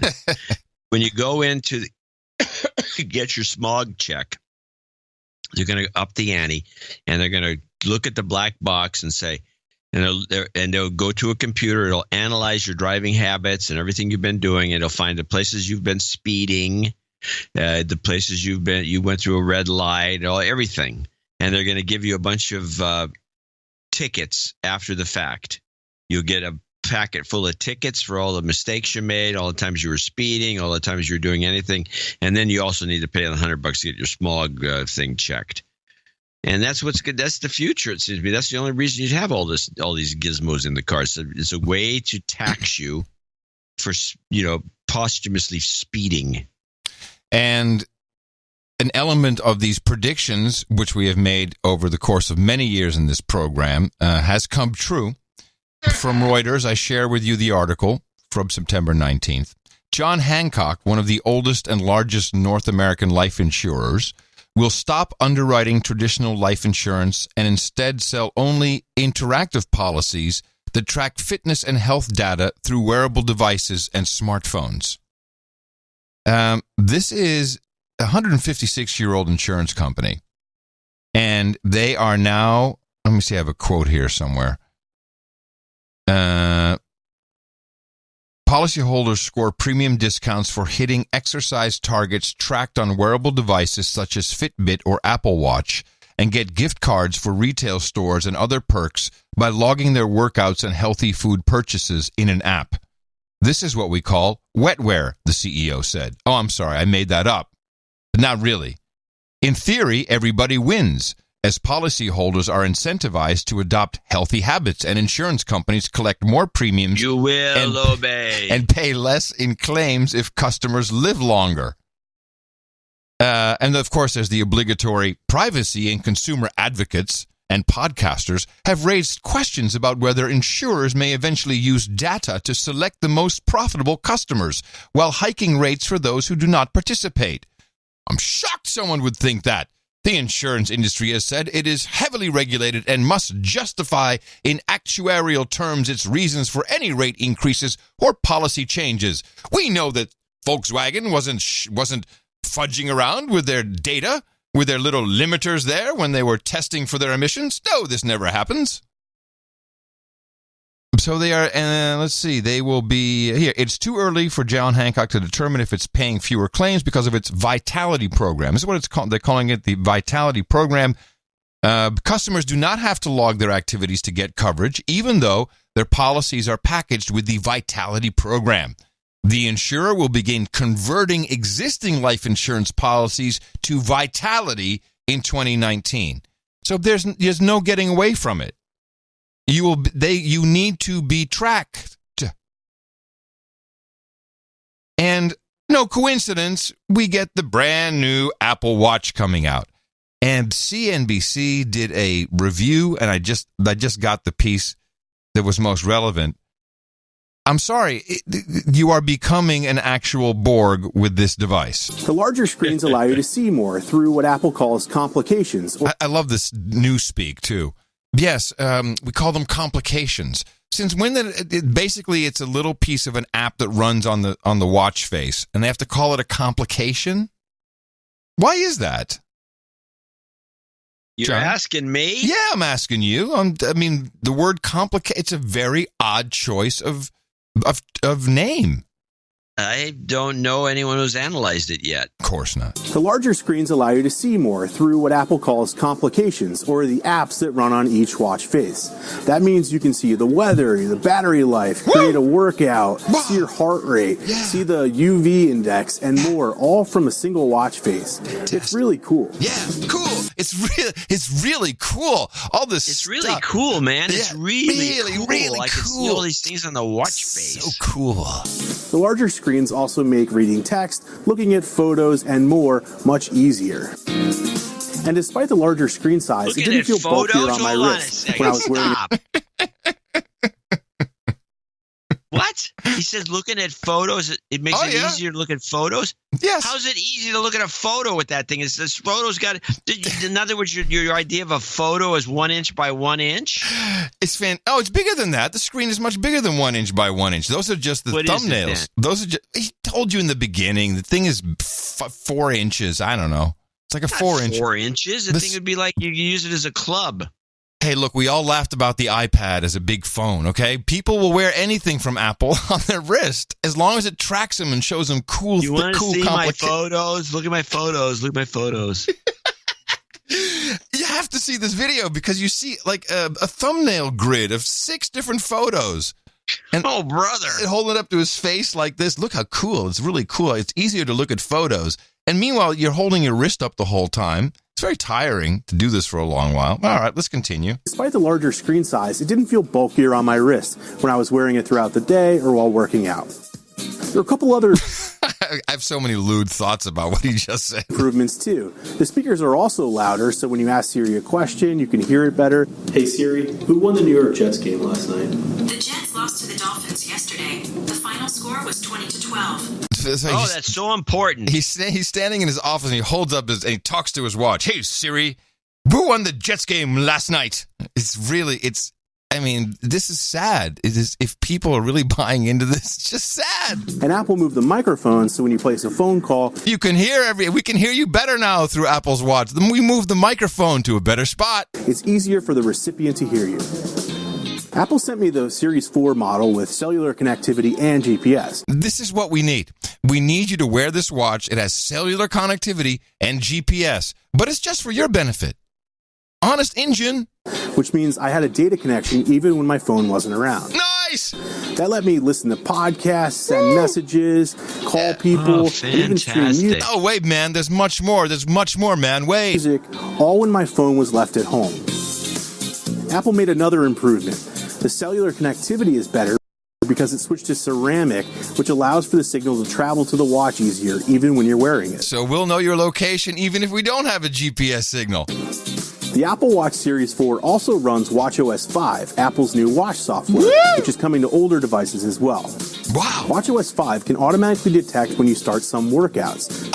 It can automatically detect when you start a workout or, workout, wink, wink. So if you go to the gym and jump on the elliptical, it might automatically recognize that you're starting to move. This is not creepy. Speaking of workouts, I'm always trying to earn badges on the Apple Watch. And now you can have 7-day competitions against friends. Yeah, now you're talking. Get the robots playing against each other. Rock'em sock'em robot. I wasn't able to test this because I don't have any friends with the new Apple Watch. Don't worry, you don't have any friends, loser. You have any friends if you're doing this report. But I'm looking forward to trying it.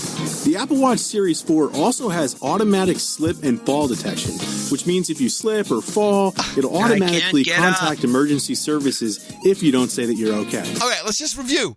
So if if you slip or fall, your watch is going to say, "Hey, are you all right?"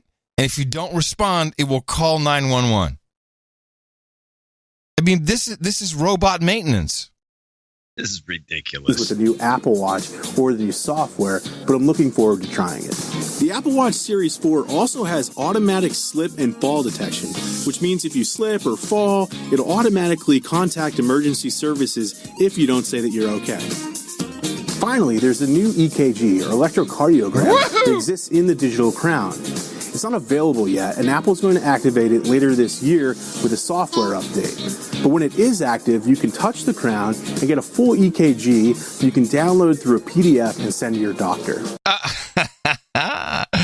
If you are wearing this device, you are insane. No way, man. There's tons of people that wear it. Okay, the screen is 1.57 by 1.78 inches. Well, that's pretty big. Well, it's 1.5 inches by 1.5 inches, roughly. 1.5 inches, 1.75 inches. Mm-hmm. It's, I guess you could look at a photo. I don't know what kind of details you could see. It's not the way I want to look at my photos on a little watch. It doesn't make any sense. They just got these guys. These people are idiots. It's unbelievable. Yeah. And a lot of them will wear the watch because it's prestigious. Look what I got. I got the new Apple Series 4 watch. I will say I saw a lot of Apple Watches on our trip. A lot of Apple Watches. Huh. Yeah. And Windows phones. Not at the same time. That was Italy. Yeah. Well, there's not much you can do. Yeah. It's the end of the world as we know it. As the song goes. It's not true. Hey, did you see what Google is doing? What they're talking about now? What they're talking about doing in the browser in Chrome? No. They want to completely hide parts of the URL. So now, if it's www, they'll remove that. Oh, yeah, they want to get rid of www. You know what this is? It's part of the takeover of the web. Yeah. And eventually, I know what they want. They want to go to keywords. They're bringing us right back to AOL. Yeah. They should buy AOL. So I bet you Verizon will sell it to them cheap. Oh, author, whoever bought it. But, people are they blind?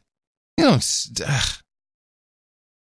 be very bad if the trend becomes let's hide the URL, and it's also insulting. You're too stupid. You get fooled by little misspellings. You stupid, dumb person. Maybe I'm reading a little bit too much into it, but that's how I do feel. Well, talking about stupid, dumb persons. So I guess Hillary upgraded her book to the new. Massively fantastic segues on this show. Yeah, you nailed it right there, my friend. She got her new paperback version of her book is out, so she's on the tour. She went on Rachel Maddow's show. Ah, nice. After the lesbian show, she went on Rachel Maddow. Okay. So she goes on Rachel Maddow and she talks about, and there's two things that were interesting. Now, somebody sent me this clip or a link to the clip because apparently Rachel or Hillary said finger in the dike. Very funny. We'll acknowledge that as okay. That wasn't the reason I clipped it, though. Because it wasn't. It's just kind of Beavis and Butthead type thing. Yeah, exactly. But this is interesting. She's added a couple of interesting things. Let's start with this one. This is Hillary on Maddow and the firing comments. Because I don't think that those people really fully appreciate what is potentially possible under this presidency. What I worry about, Rachel, is that after this election, this president's going to wholesale fire people. That's my prediction for tonight, like my prediction from last year. And if we don't have one or both houses of Congress in place, he will be even more uncontrollable and unaccountable. He will fire people in the White House. He will fire people in his administration who he thinks are crossing him, questioning him, undermining him. And I think about all of the hours I spent in the Situation Room with President Obama. And we had vigorous disagreements about all kinds of issues. But I never, ever, ever doubted that the president was making the best decision he could based on the facts and the evidence as we were required to present it to him. Okay. Couple of things. This is like a new thing on the rotation. I've heard it before. He's going to fire everybody because he's gone paranoid after that anonymous thing in the New York Times. That's what you do when you're a dictator driven into a corner. Yeah. Hitler. But the way she presents this about her calm demeanor and about when she was in the room there with Obama. Man. Cool as a cube. She's running for president again in 2020, people. You Democrats get used to this. And that, I wanted to mention that we had that whole lesbians who do tech conference, that whole half-hour interview. Now, the question that wasn't asked, which I think is something anyone would have come up with, hey, are you planning on running? Didn't ask. Maybe off the table. As a question? Yeah. Possible. But here's the one. This is the little tidbit she's got going on here, and this is an eye roller. And this harkens back to pretty much every president. Nixon was going to do this, and Bush was going to do this, and Obama was going to do this. Everybody was going to do this, and apparently it plays well to come up with this bull crap and frighten the public. And God, what are we going to do? Your prediction going to happen after the election, the president wholesale firing people. I should say one of the other things that is in the book is a very troubling discussion and prospect that you raised that in 2020, President Trump will reject the results of the election or even try to postpone the election. Your treatment of that gives me the willies now, even referring to it, but I will leave it to people to read the book to see what you had to say about that. Thank you for coming in. I know you have every option of where to go, and I really appreciate you being here. Enjoyed Thank it. you. Good luck. Appreciate it. Thanks. All right, we'll be right back. Stay with us. It gives me the willies. She's got the willies because she knows this is possible, that crazy maniac Trump, he's going to negate when the elections come through. He's going to say, this isn't gone. I'm staying in here as president. I mean, this is the lamest fear that the public's ever had about any of these presidents, and they feel this way about every one of them. But apparently Trump is just very believable. The Democratic Party is pushing another trial balloon in Texas. Man, I think it was pretty evidenced by CNN's report of Beto. Have you been following the Beto? A little bit, but not as much as that would give me a clip, so no. Okay. I'll say no. Well, the Beto, first of all, the Beto, which I was corrected by the former New York banker who was at some fundraiser for him. But I said, Beto, how's that Beto O'Rourke guy doing you got on the sign in your yard? He said, it's Beto. All right. His name is Robert Francis. His nickname is Beto. Huh. Because when you hear Beto, I'm honestly kind of like Ted Cruz. I'm like, oh, maybe he's got some Latin in him or something. But he's a white guy. He's very, very white. People is he a Democrat or Republican? Democrat. Oh, huge Democrat. Yeah. Can you just change, can we just print something with the same color and put a P where the B is? It's hard to believe a Democratic Senate candidate in Texas can turn out more than 1,000 people to a rockin' lunchtime rally. But Beto O'Rourke has this sea of sweaty voters energized. We are going to do this. Polls show O'Rourke within striking distance of Republican Senator Ted Cruz. Beto has reached peak savior status among Texas Democrats. Peak savior status, John. People are really, really yearning for something like this. She is ultimate, extreme Beto supporter. I'm the Wonder Woman for Beto. We are making this happen. Even the Beto faithful admit winning this race is still the longest of long shots. But they hear the distant echoes of Obama's 2008 Hope and Change campaign. Just before he went on stage for his third rally of this day, O'Rourke told us he doesn't feel the pressure to save Democrats. We just all get that this is the election of our lifetimes. Everything's on the line. Stakes could not be any higher, and we're meeting the moment. O'Rourke doesn't shy away from pushing a progressive agenda in this red state. He talks of improving education, immigration reform, providing universal health care, criminal justice reform. And they're frustrated, frankly, with people like me. And a recent speech supporting NFL players who kneel for the national anthem went viral, catching the attention of celebrities and athletes around the country. Doing it, and I can think of nothing more American than to peacefully stand up or take a knee. Something is happening on this campaign trail. But then again, Texas Democrats have been here before. They've seen a few Democratic stars burn brightly in elections past, raising the hopes of a blue wave. Then election days turn those stars into dust. Will the same story repeat itself this year? Oh my God, I don't know. I hope not. Beto. Robert Francis. What's the Beto name come from? I don't know. Let me see if it says. Let me consult the Book of Knowledge. Let me see. Robert Francis Beto O'Rourke, born September 26, 1972, an American politician, native of El Paso, United States House of Representatives in 2012. No, it doesn't say where he got Spanish. Oh, here we go. Maybe I was wrong. He was nicknamed Beto, which is a common Spanish nickname for Roberto. His name is Robert. I guess. Well, before kindergarten, his father was there was his father. I don't know. Beto. Let's just call him Beto. It's fine. He sounds like a wrestler. I think considering that CNN report, I think they're trying to see if he catches anything. The crowds look pretty big. They look. He might be up for something. It might be the next presidential candidate in 2020. If he can win Texas, that's always that'd be amazing if he did. Something the Democrats always do well with. They had Lyndon Baines Johnson, and Richards, senator from Texas, and he went right to the presidency. I think shoot the president, but he went right to it. Hey, that's how we roll in Texas. Yeah, it works. Man. Beto.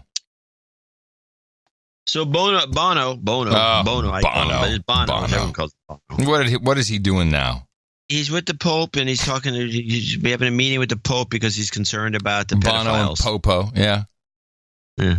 I have a clip. U2 frontman Bono says he discussed church abuse scandals with Pope Francis during a meeting at the Vatican on Wednesday. The Irish rock star said he could see the pain in the Pope's face when they discussed abuse by priests in Ireland. It comes as more Catholic dioceses in the United States are grappling with their own issues. The Diocese of Brooklyn, New York, agreed Tuesday to pay more than $20. Hold on, I just got to stop this for a second. That's some pretty outstanding. I do not like Bono. I've had my clashes with Bono. I think he's arrogant, he's just douchey. But there's a whole bunch. He doesn't pay taxes anywhere. He's a scam. But a lot of people love him. But still, Mark Zuckerberg can't call the Pope and say, "Yo, Popo, listen up. I got to come talk to you about the pedo stuff, man." No, you can't see Zuckerberg do that. Who's going to do that? Bono is the only. He can do that. You call the Pope. I think Gates could do it.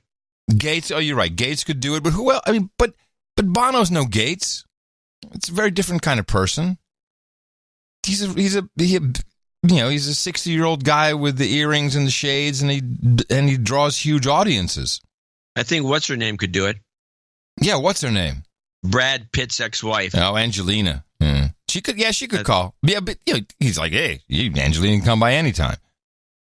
But so is Bono? Is it a PR move? Is he trying to to an old Pope joke? I won't tell. That's fine. But people who just collect punchlines wouldn't recognize the joke.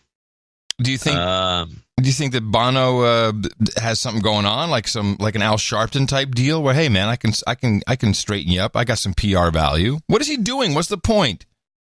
What's the point? The summit? Is it a summit? Summit. We need a summit. I just don't understand. A pedo summit. And all we get the only information we get is, hey, talk to the Pope about the abuse thing. Well, thanks. Can Bono do a press conference and tell us what he heard? Can someone go talk to Bono? Do we just all assume, as slaves of Gitmo Nation, all is well, Bono's on the case? Yeah. Okay. Used by priests in Ireland.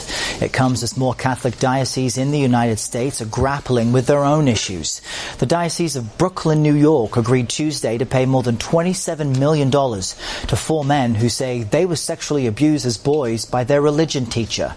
It is believed to be one of the largest settlements granted to individual victims of abuse in the church. And the Archbishop of Washington, Cardinal Donald Wuerl, says he will discuss his potential resignation with Pope Francis after a Pennsylvania grand jury report said he did not do enough to deal with pedophile priests when he was in charge of the Diocese of Pittsburgh. What a mess. Where are all those people so concerned about, Pizzagate? I don't know. I always hate that. I always hate that. You don't give a shit about, I'm sorry. It's Tourette's. It's late here. You talking to me? No, not you. No, the people who are... Are you talking to me? No, I'm not talking to you. Who else you talking to? I'm talking to the people. We're the Pizzagators. Or like, Pizzagate, they're eating children, blah, blah, blah. Yeah, but when it comes to actual victims, you don't show up. There's no protest. There's no Reddit for it. Well, there is, but you know what I mean. There's a Reddit for everything. Yeah, all right. Yes. I found a clip backing your basic thesis up, which you haven't really expressed recently. Okay. But I know it's one of these things in your craw. Mm-hmm. And what the thing is in your craw is this is a couple of comics. I hate to bring comics guys into this thing, but most of the podcasters out there are comedians, and you've considered this show a comedy show. I think all comedians owe me a debt of gratitude. They do, but they're not going to even give you a comp. No. Anyway, so there is you have this theory, and you go on and on and on about it because you always used to get galled. I stopped bringing these clips to the fore because it would be like John Oliver with some comment. I don't understand these guy's British. He comes over here and he starts telling us what to do. Yeah. Well, this comedian who you'd probably enjoy because he's a sardonic and a bit off the rails, Bill Burr. Oh, sure. I know Bill Burr. Sure. I mean, I know his work. Bill Burr is on a new show that's a show with Jeff Jeffries, who is an Australian. Mm-hmm. And they bring it around to the point, and Burr reiterates your exact thoughts on this. I'm doing this. It's like, wow, my career. Oh, there he is. There he is. All right, so Bill, thank you for being on the show. Thank you for having me. This is arguably a news show. Okay. Where do you find your news? That's a new thing, though. Americans like to get it from somebody with an accent. Yeah, right, what was going on here in Tennessee? And he's like, oh, this guy knows what he's talking about. He's from Europe. It's like, no, he's Australian. No, that's the whole thing. It's Trevor Noah is South African, and then John Oliver is British, Samantha Bee is Canadian, I'm obviously Australian. White guys with accents. That's what it is. Who evidently come from these perfect countries and just shit all over ours. Australia's had no social issues ever. In a nutshell. Oh, man. It's your exact attitude. Yeah. What are they doing over here? I'm kind of in agreement. Ruining our award shows. Yeah, damn it. All right, good. I'm going to end it on that high, John. I think that's the way to go. All right. Okay. So I fly back Saturday. We'll have the show right after Saturday, which, as you know, is twice a week on Thursdays. On Sunday, yes. Yes, something like that. And you have sounded so good on this new gigabit connection you have. It is. Yeah, wait until it talks to your gigabit over there. We'll see. No, we've already done it on the gigabit to gigabit. Our gigas have interfaced before. I don't remember that, but okay. As far as I'm concerned, you've been in Europe for the last month. Coming to you from the Garden of Amsterdam and the Dance Music Studios in Loudon, Gitmo Nation Lowlands. Remember us for the next show on Sunday at Dvorak.org/NA. In the morning, everybody, I'm Adam Curry. And I'm from northern Silicon Valley, where I've got this new drum kit. I'm John C. Dvorak. We return on Sunday right here on No Agenda. Until then, adios, mofos.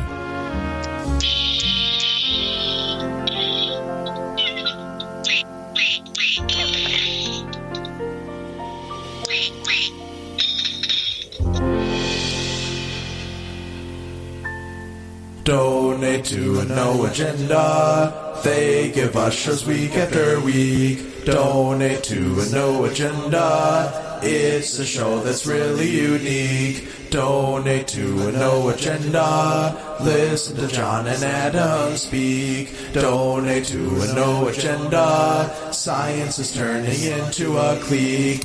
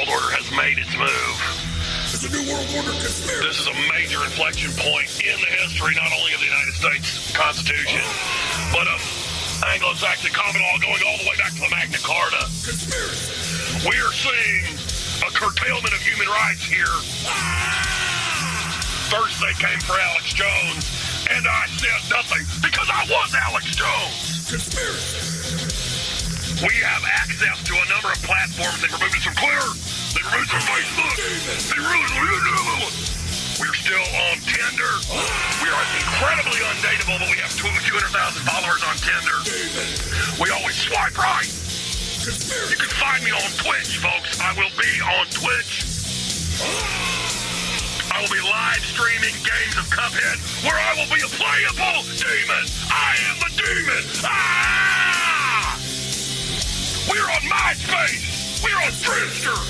You will find the truth.